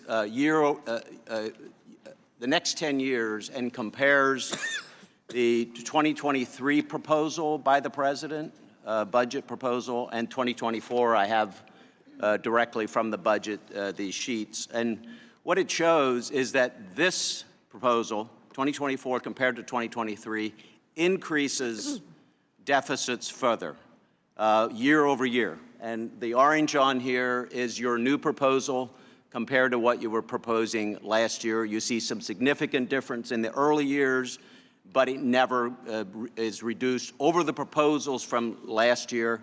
And on your totals on this sheet, you're proposing over the next 10 years today, $17 trillion in additional deficits and debt, as opposed to 12 months ago, you were proposing $14 trillion total in deficits and debt. So my question is today, why are you proposing $3 trillion higher deficits than you proposed last year? Well, excuse me, the budget contains a table, Table S2, that shows the effect of the budget proposals on projected deficits, and that illustrates. Do you disagree with my characterization? I do disagree, because what this table shows is that the president's proposals result in additional deficit reduction relative to the 2023 baseline of close to $3 trillion. Could you point out which year there are? I can barely see your chart, but I can Could you look at your sheet and tell me which year there are lower deficits than what you had proposed last year? Well, for example, starting in 2025, the projected deficits in the baseline were 6.7%, and in the president's proposal. That was not your baseline last year. That is CBO's baseline, which is far higher than what you were projecting last year. So essentially, you're saying our policies created higher deficits than you had projected last year, and now we're going to take credit for reducing those higher deficits by $3 million. Am I right on that? Or $3 trillion? Relative to where we were before this budget was issued and the deficits that we would have seen, this budget projects. Nobody outside of the Beltway will look at your proposal compared to the proposals last year. We'll look at your proposal compared to what has actually happened. We'll look at a chart like this, which is taken directly from your numbers, and say that we're reducing the deficit. And it's a shame, because we both agree that long term, we're on a wrong fiscal trajectory. We must do something about it, and this budget does nothing. In fact, it adds to the deficits and debts that we've been experiencing. So again, no one else would believe that we're reducing the deficits with your budget. Thank you. Recognize the gentle lady from West Virginia. Thank you, Chairman Smith and Ranking Member Neal, and thank you, Secretary Yellen. I hope you take that cough drop. It's from me. Thank you. Thank you very much. In your fiscal year 2022 revenue proposals, you recommended that Congress lower the 1099-K threshold from the time-tested standard of $20,000 to just $600 with no transaction minimum in order to, and I quote, close the tax gap. Congressional Democrats heeded your request and included the provision without any debate or consideration. President Biden signed it into law, and he touts the accomplishments of that bill to this day. In December of last year, your IRS delayed the implementation of the provision that you recommended for a full year. The IRS cited the difficulty in administering the program as just one reason for this delay. Your IRS had a full year to prepare and to send taxpayers a bill that they likely didn't owe, and you could not handle the burden. If this policy was too difficult for the IRS to get right after a year of work with your 87,000 new agents, not all of which are even back in the office yet, how do you expect an individual, say he's selling his couch or drum set or old furniture, to handle the cost and the compliance burden? Well, this was enacted into law in the American Rescue Plan, as you pointed out, and the IRS began to implement it as required, and heard a number of concerns by individuals and organizations that this was confusing. Oh, absolutely. I hate to interrupt you, but it is a nightmare for people that pass money back and forth. You know, one pays the rent, one does such and such, and they Venmo back and forth. I've spent the better part of 2 years trying to fix the mess that the Democrats created with this provision, and I want to thank every one of my Republican colleagues for co-sponsoring my bill, H.R. 190, and I certainly hope that my Democrat colleagues will do the same thing to protect all of our constituents from an undue burden on just a bad policy. Secretary Yellen, in May of 2021, just after the Biden administration pushed through the $1.9 trillion spending bill on a partisan vote, you claimed that 5% inflation at the time would be transitory, meaning temporary and brief. And I'm sure that the Biden administration based decisions on your analysis. But a year later, in June 2022, inflation then hit a 40-year high of 9.1%. A few weeks ago, this committee held its first hearing in my home state, and all of our witnesses said that their number one hardship is dealing now in 2023 is still inflation, the direct result of the failed economic policies of the Biden administration. Obviously, inflation is not transitory. You were wrong, and the people that are suffering as a result would really like to know if you might apologize for saying that and being wrong and misleading them. Well, inflation is the president's top priority to bring it down, and it is certainly too high.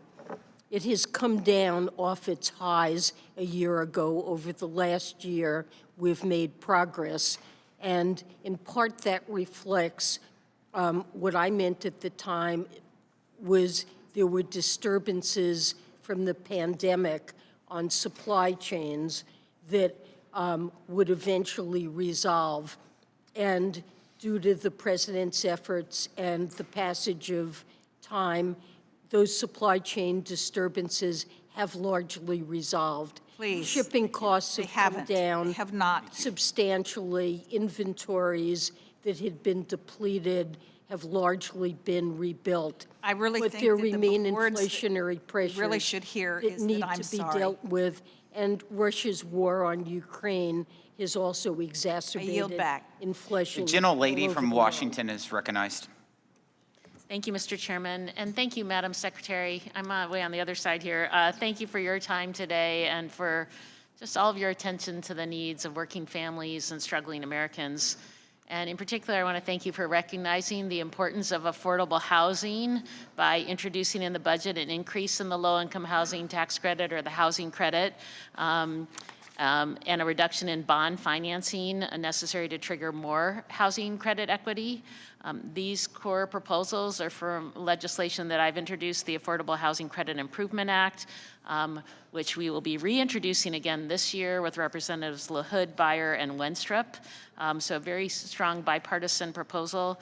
These provisions would finance the production and preservation of over 2 million additional affordable homes and support 3 million jobs over the next decade. I wondered if you could speak to how increasing the supply of affordable housing will increase our economy's long-term growth potential. Well, I think we really have a serious shortage of affordable housing, and it really makes it very difficult to hire workers, to be able to support business expansion when lower-income workers are unable to even afford to be able to live anywhere near where they work. And I think that's been a failing of our housing policy that we believe should be corrected. Yeah, well, thank you so much for including that. I wanted to switch gears a little bit. Last year, this committee held a hearing to discuss ways to strengthen economic relations with Taiwan. One way to do so would be by negotiating an income tax agreement, which would boost investment and create jobs by reducing double taxation on U.S. and Taiwanese businesses. I wondered if you could update the committee on how Treasury is evaluating Taiwan's request for an income tax agreement with the United States. We recognize that there's a problem there and are looking at potential ways to address it, but I don't have anything specific to offer in terms of way forward. Well, we look forward to and hope you'll continue to consult with Congress on that, since that's clearly a very important issue. And then lastly, during yesterday's markup of the Republicans' debt prioritization bill, I asked the majority staff a technical question that they couldn't answer regarding the logistical possibility of debt prioritization. And so I just wanted to ask you, Madam Secretary, is it feasible for Treasury's payment systems to prioritize payments to bondholders over debt?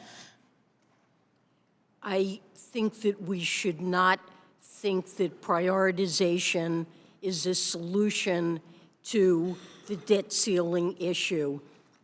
Prioritization is simply not paying all of the government's bills when they come due.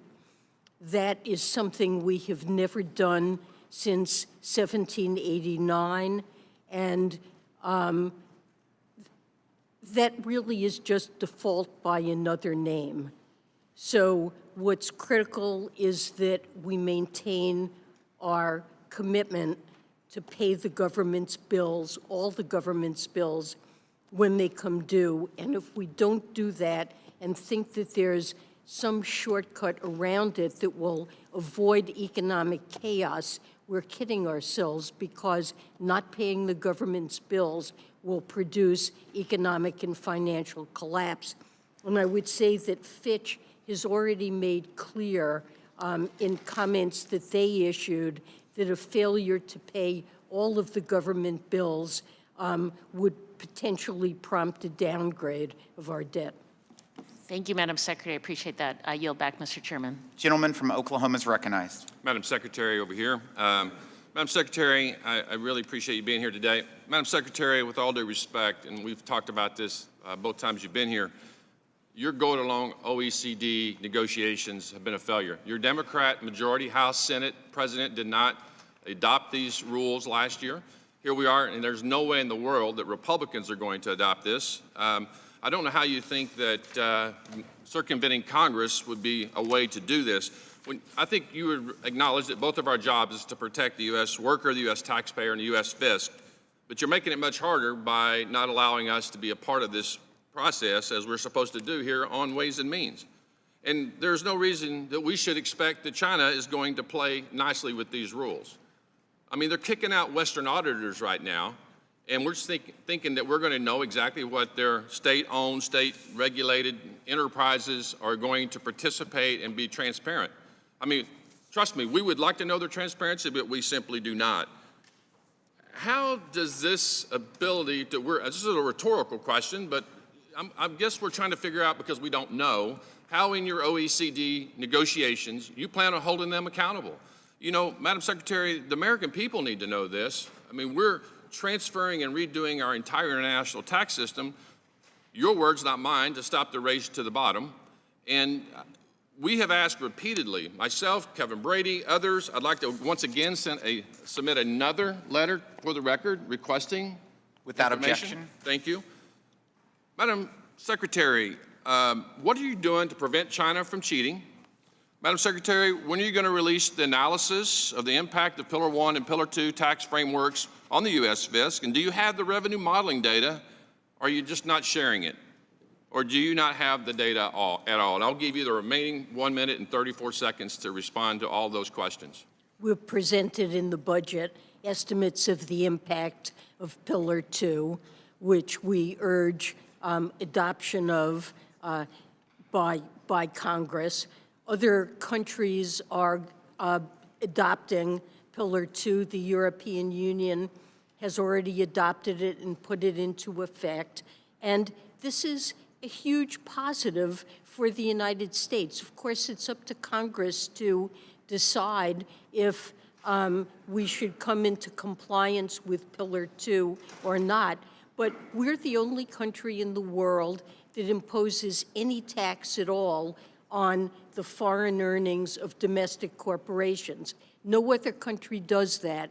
And what the OECD agreement does is 137 countries agreed that they will start to do what we already do. And they have agreed to impose a higher tax rate than we currently, so, Madam Secretary, if you have all the, with all due respect, How is that bad for the competitiveness? Madam Secretary, I agree. You know, that sounds all great, but we've asked time and time again for you to give us this information for the last 2 years when we were not even in the majority. We have consulted regularly with this committee. Excuse me? We have consulted regularly with this committee. You have not responded with the information we requested. Madam Secretary, in the remaining 7 seconds, answer the question how we're going to hold China accountable. We can't even keep balloons from flying across the United States. How are we going to hold them accountable to the OECD framework? If China's not accountable, we will tax the income of Chinese companies operating in the United States.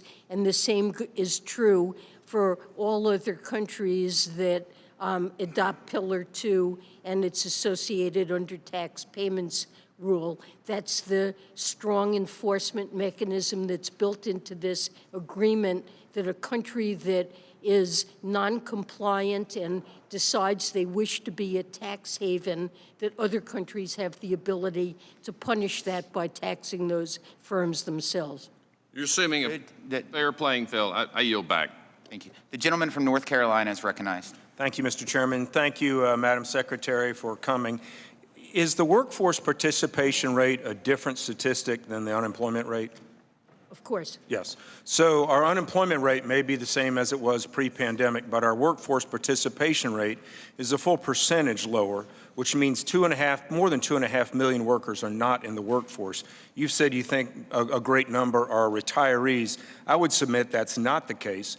We right now, because Biden's continuation of the public health emergency continues with 18 million people on Medicaid who do not qualify for benefits and therefore not going into the workforce.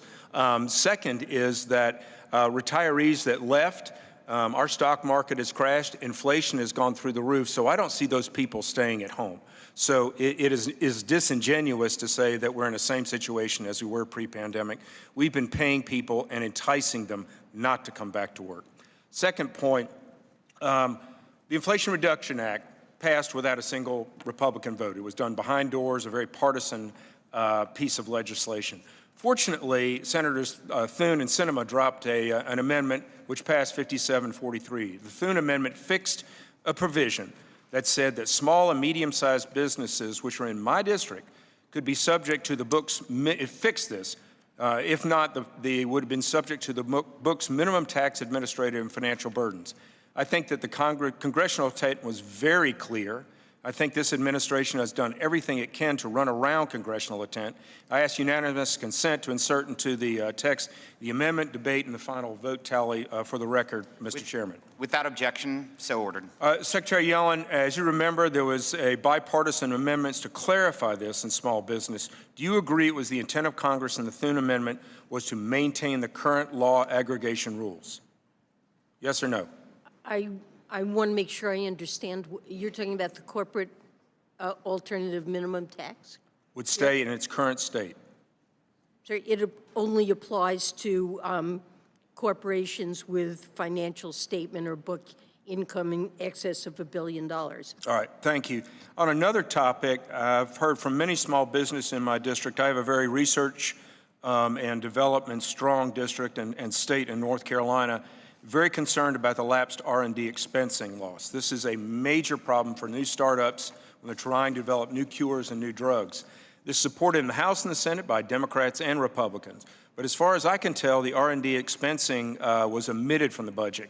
Will you commit to helping us get Section 174, the R&D expensing, across the finish line so that these companies will not be hurt? Well, we are in favor of support of R&D.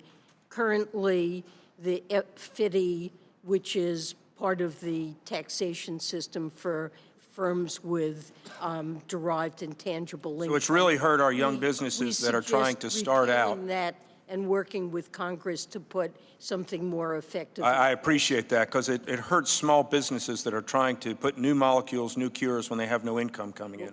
Lastly, can you explain to me what the rationale is of taxing unrealized gains? We are taxing something that someone has not even realized yet, when in the future that number could actually be a loss. And so we're going to go after them for a potential. It's like putting somebody in jail for a potential murder that they might do. So what is the rationale? We have a situation where hardworking teachers and firefighters are paying a higher share of their income in taxation than billionaires who derive most of their income from unrealized capital gains. Well, they have to realize them to gain income. Well, we're suggesting a tax on individuals earning more than $100 million that would essentially be a prepayment of taxes that are due upon death. So we want to get the money in now so we can spend it now so there'll be even further deficit in the future. I think it's entirely fair that extremely wealthy people should I'm not, be taxed. thank you. I've used up my time, but I'm not talking about the wealth of the person. I'm talking about the actual theory of attacking somebody before they've actually gained their money. And again, it's like putting somebody in prison before they've done the murder. So we want to thank you the for that, gentleman. Mr. Chairman. I'll yield back. Yep. The gentle lady from California is recognized. Secretary Yellen, I thank you for being here. Last year, during our fiscal year 2023 hearing, I asked you what Treasury was doing to address the unacceptable fact that low-income EITC filers were getting audited 4.5 times more frequently than all other taxpayers earning under $500,000. You answered this. You said the resources available to the IRS have been simply gutted, and it does not have the capacity to enforce our tax laws as they apply to high-end evaders. It also meant that taxpayer experience was unacceptably poor, with long wait times for calls and a backlog of unprocessed returns. Well, we heard you, and thanks to the Inflation Reduction Act, we put in $80 billion to the IRS to improve these functions, and we can already see the positive effect. Contrary to the massive misinformation by those on the other side of the aisle, there has been a sea change. And in fact, the Washington Post just did an article earlier this week saying the IRS embraces for the unthinkable a normal tax season. And in fact, it said the IRS's massive funding boost has begun to reach the front lines of the tax season. It's vaulted the agency from more than a decade of disarray to a once unimaginable position, a functioning tax service.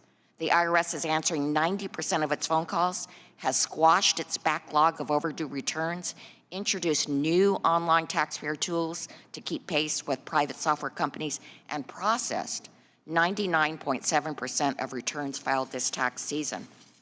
And not only that, tax professionals are saying that now the agency will be able to keep up with phone calls and written correspondence, and most importantly, disperse for refunds in a timely manner. So and also, I just have to say, phone calls are getting answered with an average wait time of 7 minutes only. And also, of the $850 million spent by the IRS, more than half of the funds have gone directly to taxpayer services. Yes. I also want to address an issue from earlier, which is the IRS does have a law enforcement team that they use for extremely serious cases on noncompliance. Earlier, the gentleman from Georgia demanded there be no additional ammunition purchases. But actually, these law enforcement officials need ammunition to even qualify for their job. This demand from the gentleman from Georgia would actually put law enforcement officials in harm's way and is actually anti-police. So can you address both issues about the increased functioning of the IRS and this law enforcement issue? Well, I agree with what you said on both scores, and I appreciate the description you gave of all of the ways in which taxpayer service has improved since the IRA provided this funding. It's a high priority, and there will be more to come. And there will also be a focus on hiring skilled tax attorneys and accountants who will be able to audit the returns of high-income and wealthy taxpayers, complex partnerships, corporations, where we know there's very substantial underreporting of income, and there will be an increased payoff to that over time, and that will be another important focus that you will see play out in terms of a reduction in the tax gap over time. With respect to the officers and the bullets, it's true there is a small cadre of essentially, they're trained as law enforcement officers, individuals who do carry weapons to deal with very... Gentlelady's time has expired. Thank you. Gentleman from Tennessee is recognized. Thank you, Mr. Chairman. Thank you, Madam Secretary, for appearing today. I want to go back and talk about the Inflation Reduction Act and follow up on Congressman Adrian Smith's questions and maybe Congressman Drew Ferguson. When we've been asked you about the number of audits, specifically of those taxpayers making less than $400,000, your reply has been something to the effect that it won't increase compared to historical levels. My question to you is, isn't it right that the actual number of taxpayers making more or less than $400,000, those audits will increase? Isn't that right? Well, the actual number? I don't have that information, but if the size of that population goes up and you maintain a constant audit rate, the number would probably rise. Fair enough. And that's as a result of the passage of the Inflation Reduction Act, correct? Well, I'm not sure what you mean by that. I mean, we voted, I voted against the creation of the Inflation Reduction Act, which increases the number of audits. We've established more than 400, those taxpayers more than $400,000. I asked you about the number, not at historical levels, the actual number of taxpayers making less than $400,000. You gave me your answer, and I'm asking you, isn't that, ma'am, I'm asking you, isn't that a direct result of the passage of the Inflation Reduction Act? it depends on what the policy is. I've directed the IRS not to raise audit rates on individuals or small businesses earning under $400,000. And what's happened is the IRS has been starved for resources. Let me ask you this. This is in relation to the letter that was sent by the Congressional Budget Office to then-ranking member Kevin Brady and then-ranking member of the Budget Committee, Jason Smith, dated August 25th, 2022. How will taxpayers with incomes less than $400,000 be affected by the Act? And I realize you don't have the letter in front of you. The Act will affect taxpayers with incomes less than $400,000 in several ways. Activities other than audits, such as collections and automated screening and document matching, are not constrained by the Secretary's directive, and under the 2022 Reconciliation Act, the amounts they generate will be greater for taxpayers with all amounts of income, CBO projects. My question to you is, you don't have any reason to doubt what CBO cites in this letter, do you? Look, we want taxpayers to be able to pay and to pay the amounts that are due. And presumably, improvements in technology may raise compliance in ways that are not directly related to the fraction of individuals that are audited. And, you know, the failure Automatic of screening and document of matching an for those agency- taxpayers under $400,000 will be increased. You don't disagree with the CBO report, do you? I haven't read it in detail, but Fair enough. I'll submit this for the record. you know, My we have time a is- $7 trillion tax gap, and the IRS really needs to close that because it undermines the fairness and effectiveness of our tax system, not to have a system that collects taxes that are owed and due. The gentleman from Pennsylvania is recognized. Thank you, Madam Secretary, for being here and for your time today. We appreciate it. I want to address a separation of powers issue and concerns with the IRA. The IRA's free trade agreement requirement, specifically for critical mineral inputs on batteries, was clear, and congressional intent upon the passage of the IRA with respect to that was clear, and yet the administration is now seeking to redefine free trade agreements, which everyone knows to do that would require approval by the members of this body, now referring to it as a, quote, free trade area, in order to extend the law's benefits to Japan and the European Union, with which the United States does not have a congressionally approved free trade agreement. Madam Secretary, are you aware that during the pandemic semiconductor chip shortage, Japan and Germany withheld semiconductor chips from U.S. automakers here in our country in favor of their own automakers? I wasn't aware of that, but Are you also aware that the United States accepts Japanese vehicle certification on imports from Japanese autos into our country? However, Japan does not reciprocate. I'm not aware of Japan, all of in this. fact, Madam Secretary, Japan's rules intentionally do not conform to U.S. car regulations. U.S. car manufacturers must navigate a very complex environment when exporting to Japan. These are non-tariff barriers that disadvantage autos made here in the United States. Next question, are you aware that just this week, the U.S. ambassador to the World Trade Organization stated that Japan must take bold steps to lower trade barriers related to autos and agricultural products?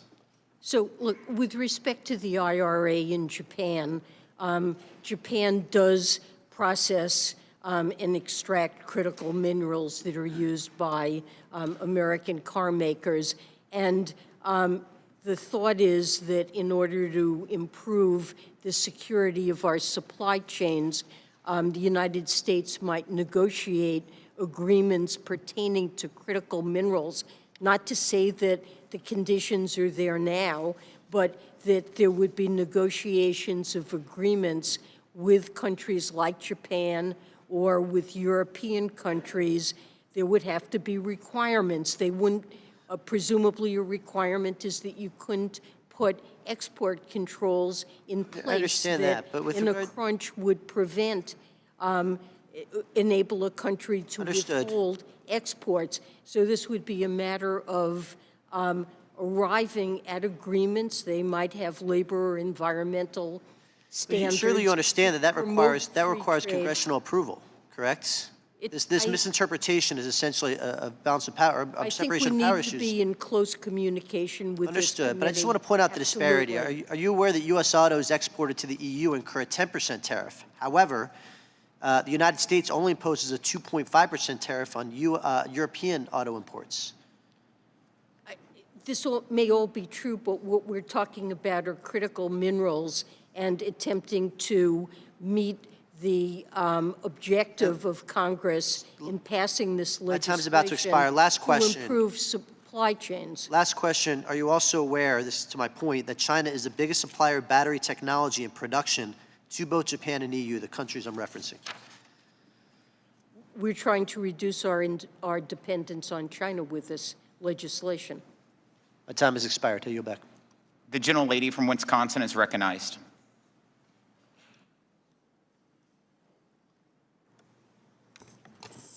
Thank you so very, very much, and thank you for appearing, Secretary Yellen. I have so enjoyed our relationship back from when you were chair of the Fed, and really, you are so qualified to appear before this committee and answer some of our important questions. I have a couple of questions, and if I have repeated things that others have already made inquiry about, please forgive me.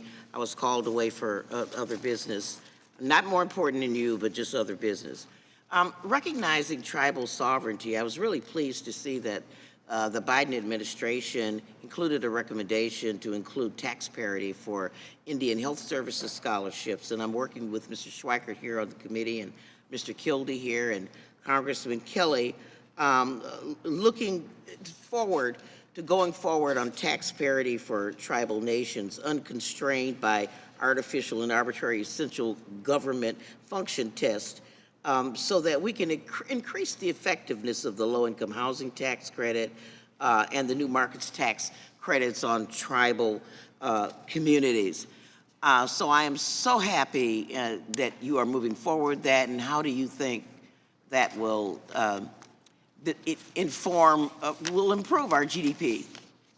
I think it's an important initiative. The low-income housing tax credit is critical, and I think improving situation with respect to housing in tribal lands addresses a critical need. It really does, because the infrastructure needs on Indian land are tremendous, and so this would create a lot of economic activity. I wanted to ask you, and you're Secretary of Treasury now, but again, you are very brilliant, and you've been chair of the Fed.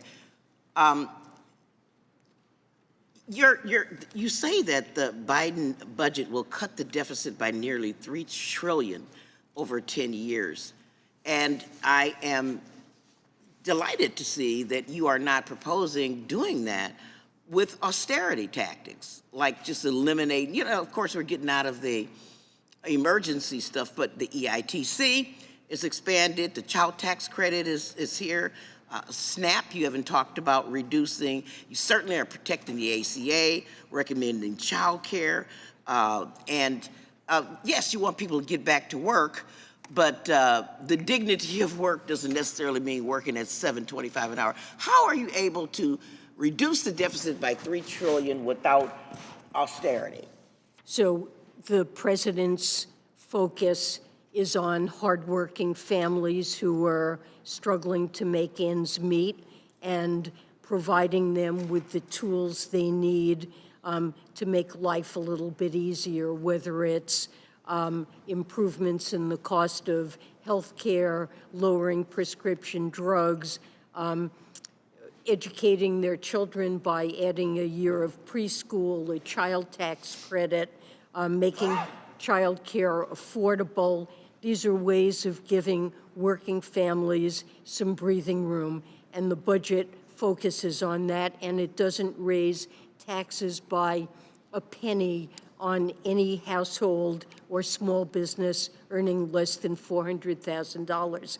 And it pays for those initiatives by remedying what I think is an unfairness about our tax system, that it lets wealthy individuals, very high-income individuals, and corporations off with lighter tax loads than a school teacher or a firefighter or a policeman have to pay. And so it raises additional revenue in a variety of different ways by asking those high-income, wealthy individuals and corporations to pay their fair share. Thank you so much, Mr. Chairman, and I would yield back. Recognize the gentlelady from New York. Thank you, Mr. Chairman. And before I get started, I just wanted to say thank you to Ms. Sewell, Mr. Davis, and Mr. Kelly. I look forward to working with you on this crucial legislation relating to the new markets tax credit and making it permanent. The credit has delivered for districts in my own upstate New York district, and I'm committed to pushing this priority across the finish line. Secretary Yellen, I just want to say thank you for appearing here today, and thank you for your service. There are so many important topics that we need to be addressed, and Americans are suffering from the biggest price increases in over 40 years. Small businesses like mine and all of upstate New York are feeling the pain of labor shortages and Democratic tax hikes. Taxpayers' personal information is being exposed in massive leaks, and your Treasury Department is actively working to bypass Congress and cede U.S. tax authority to foreign countries.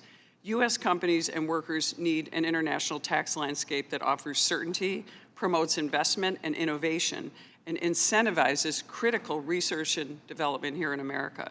Instead, it seems like Treasury has unwittingly bitten off more than it can chew by negotiating a deal with the Organization for Economic Cooperation and Development, the OECD, that gives away our tax revenues, reduces the competitiveness of U.S. companies and workers, and erodes overall economic strength. And I know many of my colleagues have talked about this. If this deal were finalized, it would result in fewer jobs and less prosperity for millions of Americans and their families. Secretary Yellen, Treasury has the responsibility of negotiating at the OECD, but why do you believe that Treasury has the authority to do so without proper consultation with Congress? And I might add, you've testified today that you have reported to Congress, but you have not consulted or collaborated with Congress in a way before cutting these deals with Europe. And don't you agree that you are appointed to this position, not anointed to this position? I certainly am appointed, not anointed. Absolutely agree. And we have consulted and not only informed. Can you explain where you ongoing? Can you explain where the consultation and collaboration has been done so in a public forum with both sides, where we have seen this, and that has, we have not seen that. We've seen reporting. Reporting is not consultation. Our staff have regular briefings with staff of this committee, and I have had many conversations with the chair and ranking member of this committee on ongoing developments whenever there's something new that occurs in the negotiations. And I don't know if you're talking about Pillar 1 or Pillar 2 of the tax agreement. Pillar 2 is certainly something that cedes no taxing rights, is an international agreement by which other countries have If I may agreed to. reclaim my time, you have allowed other countries to tax our own countries and not, you stood up, again, under the GILTI tax and also the book minimum tax, we got these, and then you didn't fight for a fair treatment of these and these negotiations, so why didn't you protect these taxes, and why are other foreign entities and countries in the agreement allowed to now tax our US-based countries? Well, look, Companies, we have every right to tax our companies as we see fit. Congress is not obliged to do anything, but the Pillar 2 does allow punishment by countries that participate in the agreement in a sense of countries that decide they wish to be tax havens. They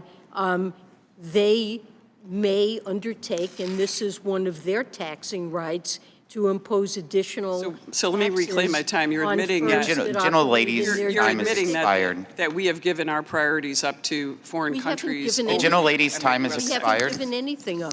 The gentleman from Minnesota is recognized. Thank you very much, Mr. Chair, and thank you, Secretary, for being here today. And I want to talk a little bit. I know we talk a lot about big things in D.C., but we don't always talk about what's happening in real America. And most of the work in my district is done by small businesses, family farms, small manufacturers, and they and I are very concerned that the taxes in the president's budget will hurt them. It will affect them. No matter what we say, it's going to affect them. And they are already faced with increased costs, fuel for farmers, input costs due to inflation in the economy right now. And the president's budget includes more than $300 billion in new taxes on non-corporate taxpayers. Secretary, why does the president believe that now, as we are just emerging from the economic destruction of COVID, we should increase taxes on small family-owned businesses? The president's budget doesn't contain a penny of new taxes on any individual earning under $400,000 or small business earning under $400,000. So the taxes that are raised are all on high income, especially very high income individuals, and on corporations that are not small businesses, and that benefit from many tax preferences and lower tax rates. In some cases, income isn't taxed at all, and it results in a situation where many of your constituents who are concerned about rising costs and healthcare costs and the cost of education and are burdened by such costs, it results in a situation where they're paying higher tax rates, a higher fraction of their income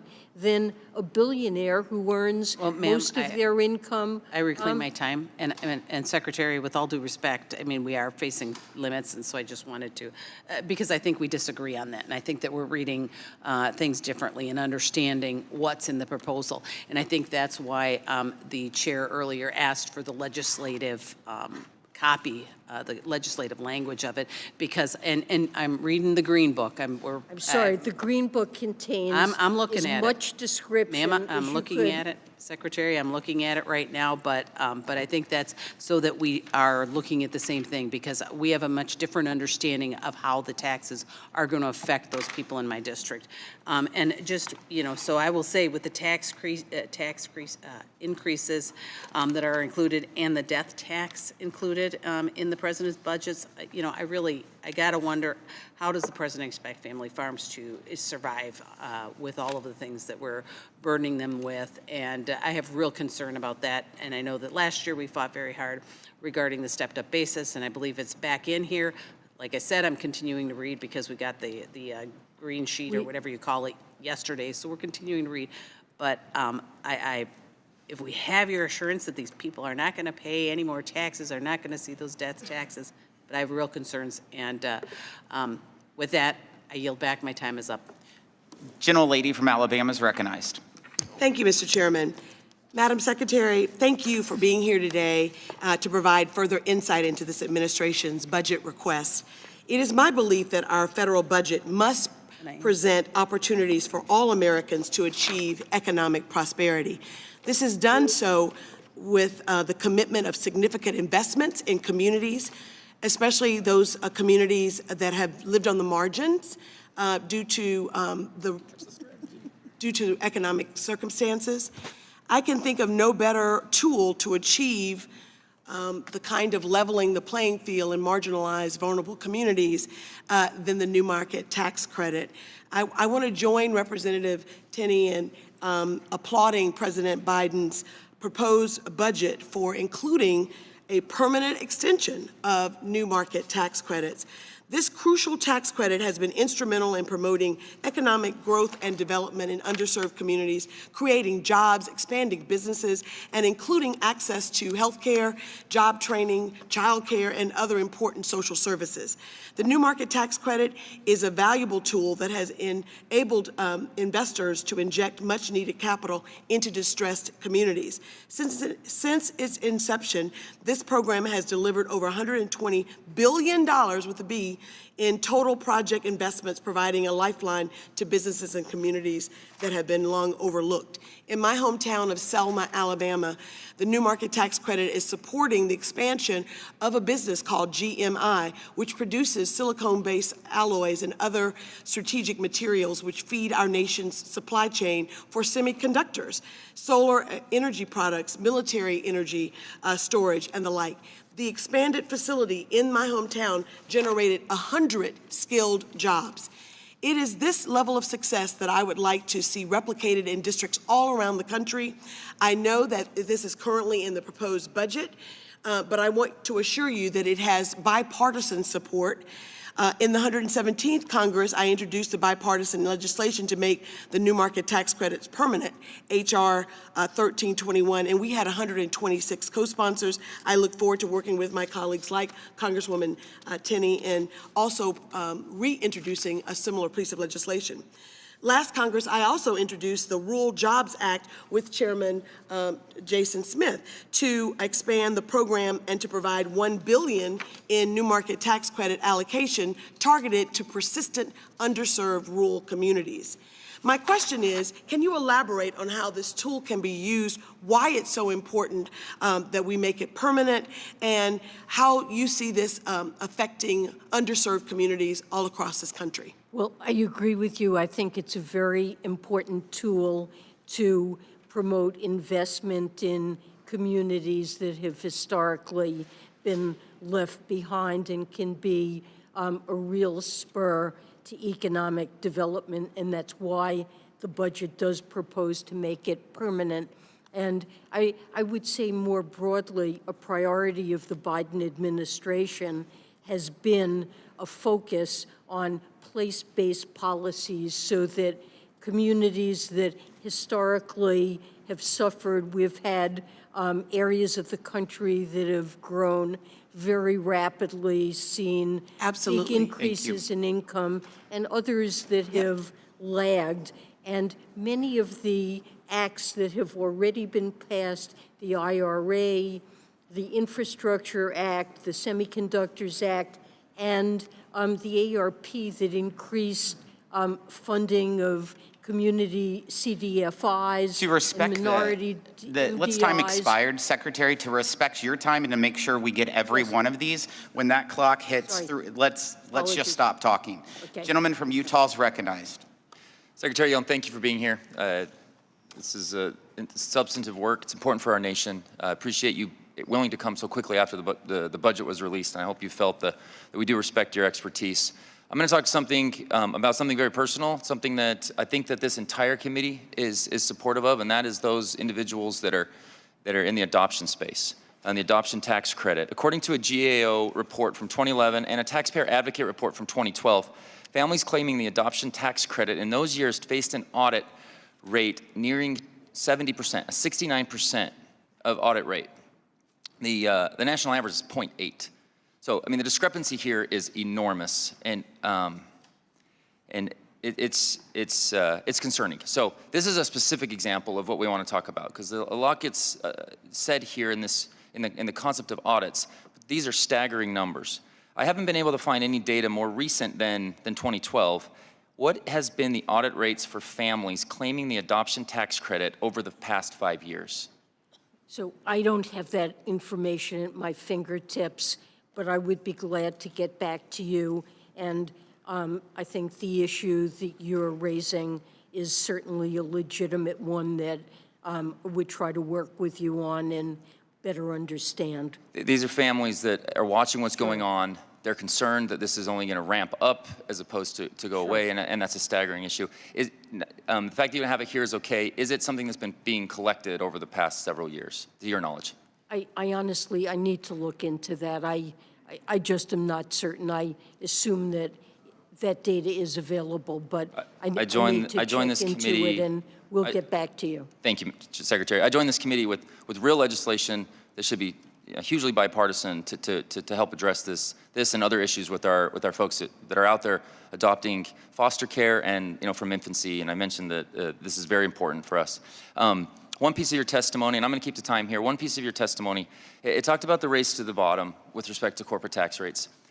I can give specific examples from Procter & Gamble, from Nucor. These are rural-based companies in my district, and I've met and sat down with each of them. When they talk to me about when their taxes become globally competitive, so from the Tax Cut and Jobs Act, the two things that they highlight the most is, one, their ability to pay middle class and frontline workers more salary, and they've got the data that shows that they raise those wages. And the second thing is what they've been able to do to give back to their communities. Ambulances for Box Elder County, a specific example that sticks out to me.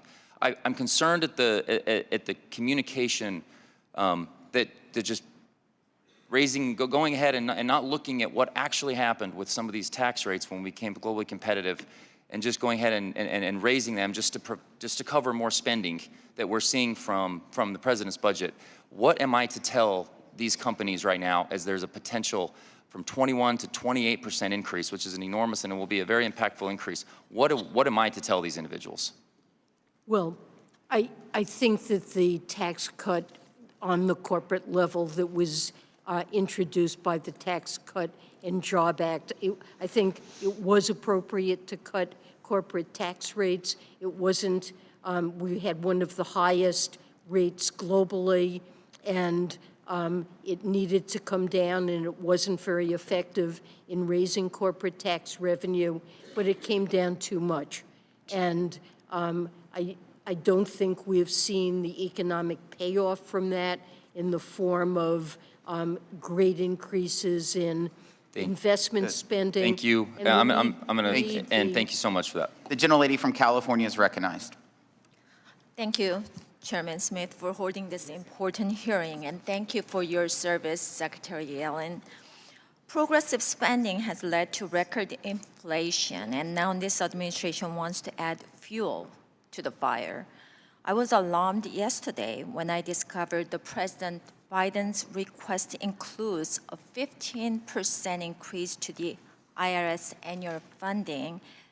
That's a $2.1 billion increase over the enacted funding levels for 2023, on the top the extra $80 billion Progressive gave to the IRS last year. The IRS exists to serve Americans, not to make the lives of taxpayers harder. It has been reported that millions of tax returns from previous years are still not processed. In my district, that we've been getting a lot of inquiries about how to get the refunds from the IRS. If the IRS owns my constituents' money, it could take years from them to receive their return. Many have expressed concerns about the IRS snooping on their private bank record and transactions, heightened with sensitive personal information being released in years past. You claim that you are not going after lower and middle-class Americans, yet progressives have been working behind the census, lower the 1099K threshold. Why should every Americans who are dealing with record inflation pay their rent and repay for their event tickets now go out of their way to file unneeded burdensome tax forms with lack of proper security? And why are you in favor of adding more unnecessary filing when the IRS is already dealing with endless backlogs? Well, the objective of this legislation with respect to 1099Ks was to make sure that Americans have the information they need to accurately file their returns and pay the taxes that are due, because there are Americans who receive money from business that they do may be relatively small, and most Americans receive reports they use to file their income taxes on their wages and salaries, their interest and dividend income, and this is other income on which taxes are due. I totally get that, but we already have that in the law right now, that 1099K, when you receive more than $600 transaction, then you have to file it. That's adding another burdensome to the taxpayers. It was lowered in the ARP from, I believe, $20,000 to $600 because many Americans who earned less than $20,000 probably weren't getting that information and paying the taxes that were due. And it's, this was in the law. The IRS needed to implement what's in the law, and it's up to Congress to decide what the right. I yield back. Thank you. Gentleman from Michigan's recognized. Thank you, Mr. Chairman, and Madam Secretary, thank you. It's good to see you. First, let me just comment. I listened to Mr. Fitzpatrick's questions and comments regarding trade authority, and I just want to state the record that we don't agree on everything across the aisle, but I think there is general concern about the direction of trade negotiation and where that authority lies, and I look forward to further conversation with the administration to provide greater clarity and to protect the prerogatives of Congress in that respect. We learned a lot, Madam Secretary, during the pandemic about supply chains, what can go wrong when we rely too heavily on other countries, particularly China, for example, for critical goods and components that are essential to our economy. And I was really proud to work with the administration on the CHIPS and Science Act, the Inflation Reduction Act, both of which will support American workers, bringing manufacturing jobs back to our country. In my district, I happen to have a company, Hemlock Semiconductor, that makes polysilicon, a base material for both semiconductors and for solar panels. Included in the CHIPS and Science Act is a tax credit to onshore production of these really important materials. As Treasury drafts its guidance for this credit, does Treasury plan to include the entire supply chain of semiconductors, including polysilicon? So I think we're in the process of drafting those regulations. I don't have the answer to your question, but we would value your input on this, certainly take it into account and get back to you on this matter. I appreciate that. I'm certainly not in a position as a single member of Congress to express congressional intent, but I know as I was working on this legislation, this is certainly the sort of application that we had in mind for the credit, and so I'd ask you to take a very close look at that. Certainly, we will do that. The Inflation Reduction Act also supports domestic manufacturing of solar panels. Yes. Right here in the U.S. instead of relying on those produced in China. I worked on legislation to do this because it makes sense for us to trade foreign dependence on oil to foreign independence on solar panels. We don't want to do that. Of course. Our legislation includes a domestic content bonus to spur domestic manufacturing, not just domestic jobs for installing solar panels. So a strong domestic content standard will enable larger investment in U.S. solar manufacturing. Does Treasury plan to issue any guidance that incentivizes domestic manufacturing for across the solar panel value chain? Similar question to my first question. So I believe we're in the process of, we have rules that we have to write in connection with claiming those credits, and there are an enormous number of rules that we need to write. We have prioritized some of the most urgent ones, but we will be producing a rule on that. Thank you very much. I appreciate that, and thank you for being here. I yield back the balance of my time. Recognize the lady from Texas. Gentle lady from Texas. Thank you very much, Mr. Chairman. You know, for a party that can't even define what a woman is, I find it rich that some of my Democrat colleagues want to highlight International Women's Day and go after as if we are supposed to go soft on the Secretary today. I'm going to demand that everybody treat us as equals and don't demean us just because we were born with ovaries. I don't care if it is International Women's Month. It's disturbing that this administration continues to peddle the big lie that people making less than $400,000 are not paying more in taxes. You said it yourself this morning that people making less than $400,000 won't pay a penny more in new taxes, not a penny more. And maybe you need to get out of DC more, because a lot of us are paying more in new taxes. Let's just review a few. Income taxes. Wages have artificially increased, but because of inflation, the dollar value has actually decreased. So many people that are making less than $400,000 that saw wage increases are now paying more in income taxes, correct? Well, we don't have perfect indexation. Fuel taxes. Gas prices have increased from a national average of $2.35 when Biden took office to now $3.41 a gallon this week. So are people making $400,000 paying more in fuel taxes? More in fuel taxes? Correct. Yes. So sales taxes, groceries have increased by 12%. Eggs have increased by nearly 60%. Flour is up over 21%. Used cars are up over 9%. Are people making less than $400,000 paying more in sales taxes for simple things like food? Okay, ad valorem taxes. Housing prices have more than doubled in many markets around the country. A lot of times, that's dependent on how much people are paying in ad valorem taxes. So would you agree that people making more than $400,000 and own a house are paying more in ad valorem taxes?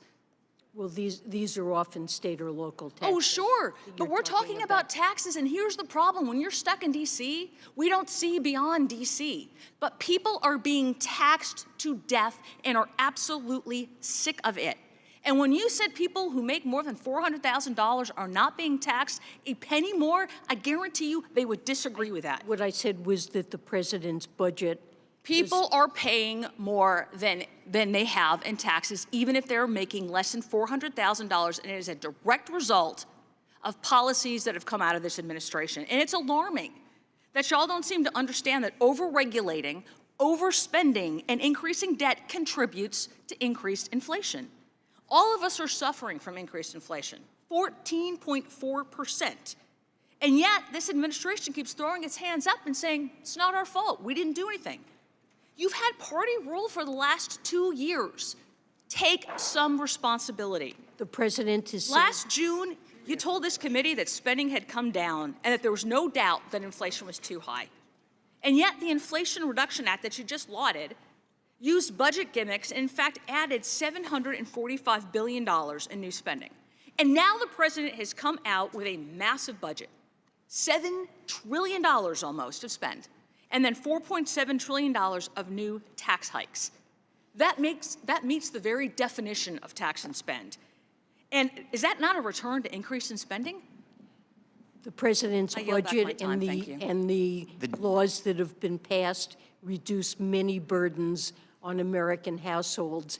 It makes health care through the ACA far more I yield back my affordable time. than Thank it you, Mr. was. Chairman. It Gentleman prevented from, the increase in gentlelady has premiums. yielded back her time. The gentleman from Iowa is recognized.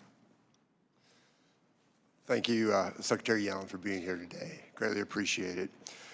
Both Congress and the U.S. companies have been sounding alarms about Pillar 2 since the model rules were released in December of 2021. You know, the concerns, obviously, of how it was negotiated and also what was exactly agreed to.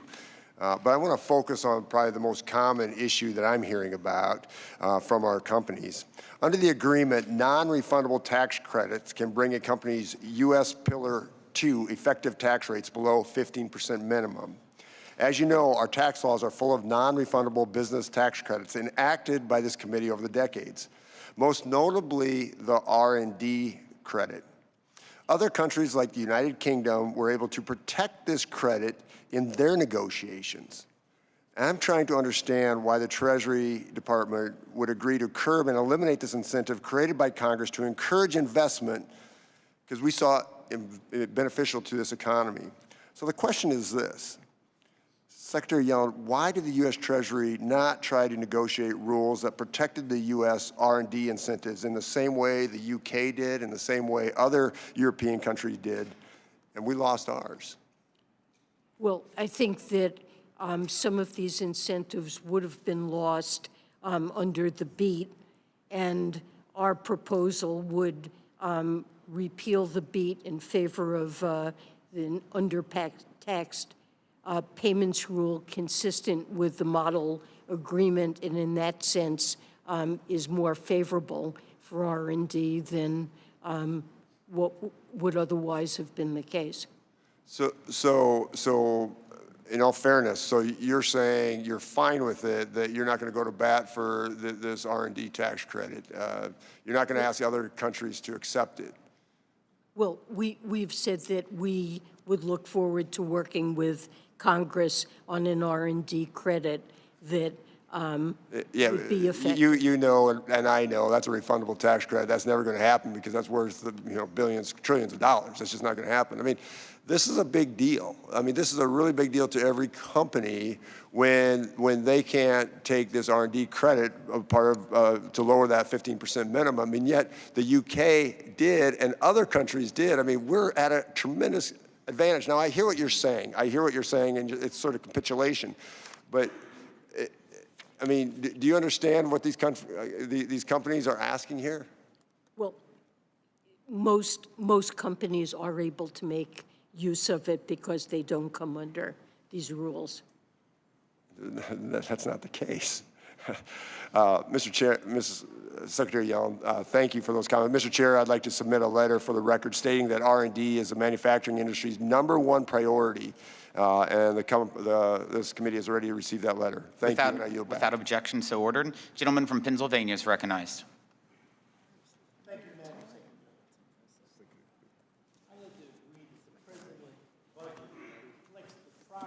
Would you turn on the mic? Thank you, Mr. Chairman.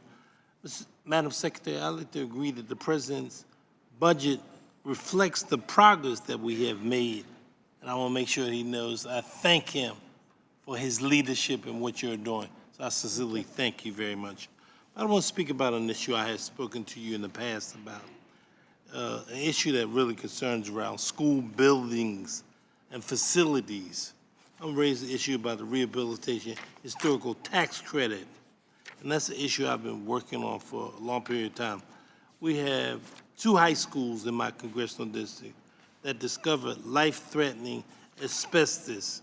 And basically what I've been attempting to do is to see if we can put together, the school buildings are at age 70, and I've basically been attempting to find ways to deal with school. So what I want to do is get your thoughts on allowing our nation's public schools access the historical tax credit and to use that tool is an issue I've consistently been raising. I'd like to get your thoughts on it. Well, I think you're raising a very important issue. in terms of dealing with school buildings, and it's something the administration thinks is important as well, and we can discuss what might be appropriate to deal with that issue and work with you on that. Good. I want to thank you, Madam Secretary, for coming forward to me. Thank you for your honestness. Thank you again. I yield back, Mr. Chairman. Thank you. The gentlelady from New York is recognized. Madam Secretary, you know my district very well because you were born in Bay Ridge, Brooklyn. Your alma mater is Fort Hamilton High School. So you also know that my district is one that is home to hardworking Americans who are trying to make ends meet during record high inflation. As this administration continues to recklessly print and spend money, is pushing American people to the limits.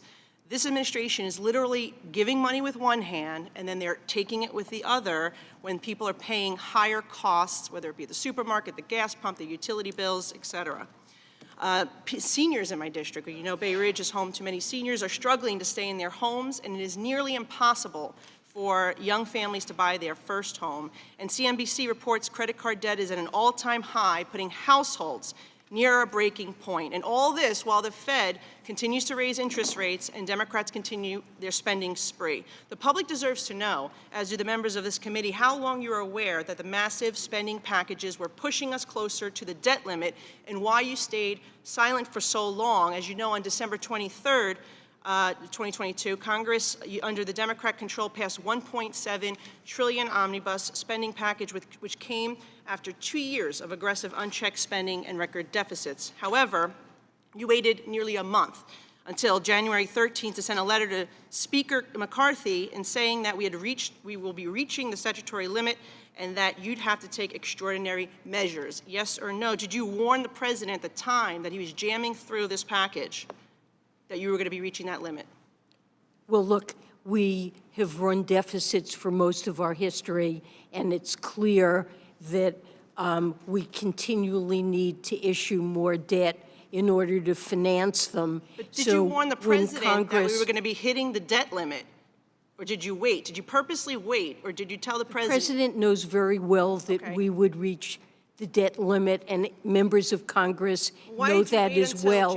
And we sent you, we sent Congress, as we always do, in notification when it became clear that we would reach the debt limit. Were you told by anyone in the White House not to say anything during that time of negotiation? Of course not, and it's very clear what the outstanding debt is. It's entirely public information. It is true, but I find it odd that that 3-week period between when that package passed or when it was even negotiated, that you didn't say anything as the Treasury Secretary to sound the alarm that we were heading down this, that we're going to you're going to have to take extraordinary measures. It seems like something that the American people would want to know while they were jamming through this excessive package. But I'll move on to say that the Federal Reserve continues to raise interest rates to slow the amount of money circulating through the economy to drive down demand for goods and services with the goal of lowering prices and reducing inflation. But this, as you know, will not work. It does not work when government spending and the printing of new money continues at unsustainable levels, reducing the value of the dollar. Isn't it kind of like trying to pour water on a fire while also pouring gasoline? I mean, you admitted you were wrong when you said inflation was transitory. Will you be honest with the American people today and just tell them the truth that the inflation will not return back to the 1.4% of 2021 as long as government continues to print and spend? No, I certainly wouldn't agree with that. And this year, the federal budget has, the deficit has declined substantially, and there's been a reduction in fiscal impetus toward I understand. We're still at 6.4%, and we were at 1.4% at the beginning of this administration. I believe as long as we keep printing this money, we will never get back down to that inflation. So I hope you will pass that on to the administration. Thank you. The gentlelady. Gentleman from Ohio is recognized. Madam Secretary, thank you for being with us today and appreciate your service to the country. Thank you. I'm going to go through a statement. I'm going to try to keep my time brief. I'm a firm believer that those who don't know history are doomed to repeat it. And so I'm just going to go back as we have time to go through the Green Book and obviously look at all the, dive into the budget. But on March of 2021, you said there was only a small risk that inflation would be a problem. And on May 2nd of 2021, you said you don't believe that inflation will be an issue. On May 27th, you stated that the recent inflation we were seeing at the time would be temporary. You also said that you believed interest rates would stay low. Then on October 29th of 2021, you said that monthly inflation rates would return to levels close to 2% towards the second half of the year. When referring to the Biden administration's infrastructure spending proposals, you actually said, I don't think these investments will drive up inflation at all. You even went as far as to say that these spending packages were actually anti-inflationary. Finally, on June 1st of 2022, you conceded that you were wrong about the path that inflation would take. And as we all know, we were also wrong regarding your projections of the interest rates. And as the Fed right now is signaling that more rate hikes will probably happen until inflation gets under control. Makes me wonder when we're going to get off the spending merry-go-round.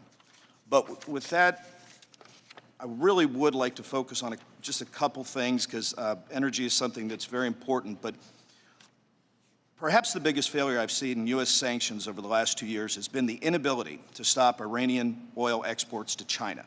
And I appreciate the administration's recent sanctionings of the companies involved in the Iranian illicit oil trade. However, I'm concerned that these efforts are insufficient. So, real quick question, then I'm going to yield back. Would you agree our sanctions have been ineffective in stopping Iranian oil from being exported to China? My sense is that there is, I need to look into that more fully, but probably our sanctions have not been fully effective. We are constantly looking to enforce them better and to step them up in order to meet this objective. So, thank you. Thank you, Madam Secretary. Mr. Chairman, I yield back. Gentleman from Illinois is recognized. Thank you, Mr. Chairman. Madam Secretary, thank you. Thank you for giving us a little bit extra time so we all have a chance to ask a question. It's greatly appreciated. And I want to commend the administration's work bringing the world together to try to address tax policy. The multilateral Pillar 1, Pillar 2 processes aim to provide certainty and predictability for U.S. companies operating abroad. That said, I do believe we have to ensure that the U.S. remains committed to following through on these efforts, working with Congress, and protecting the competitiveness of U.S. firms to ensure that we not only are growing American companies, but we are starting new companies and inspiring other countries to come here. So I thank you on that. I want to ask you a quick question on the debt ceiling. I'll go home this weekend and I will hear from all of my constituents what's going to happen, what's going to happen. Can you just remind us, I know we've talked about it, what do I say to Illinois taxpayers when they ask what's going to happen if we don't address the debt ceiling? I think we are going to be faced with economic and financial catastrophe.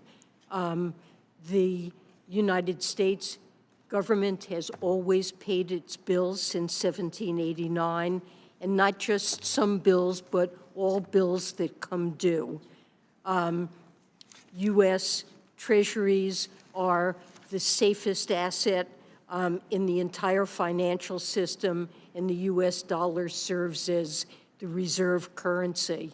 If there is a thought that Congress would allow the United States to default on its payments that it has to make, that will call into question the safety of these assets and potentially lead to a financial crisis.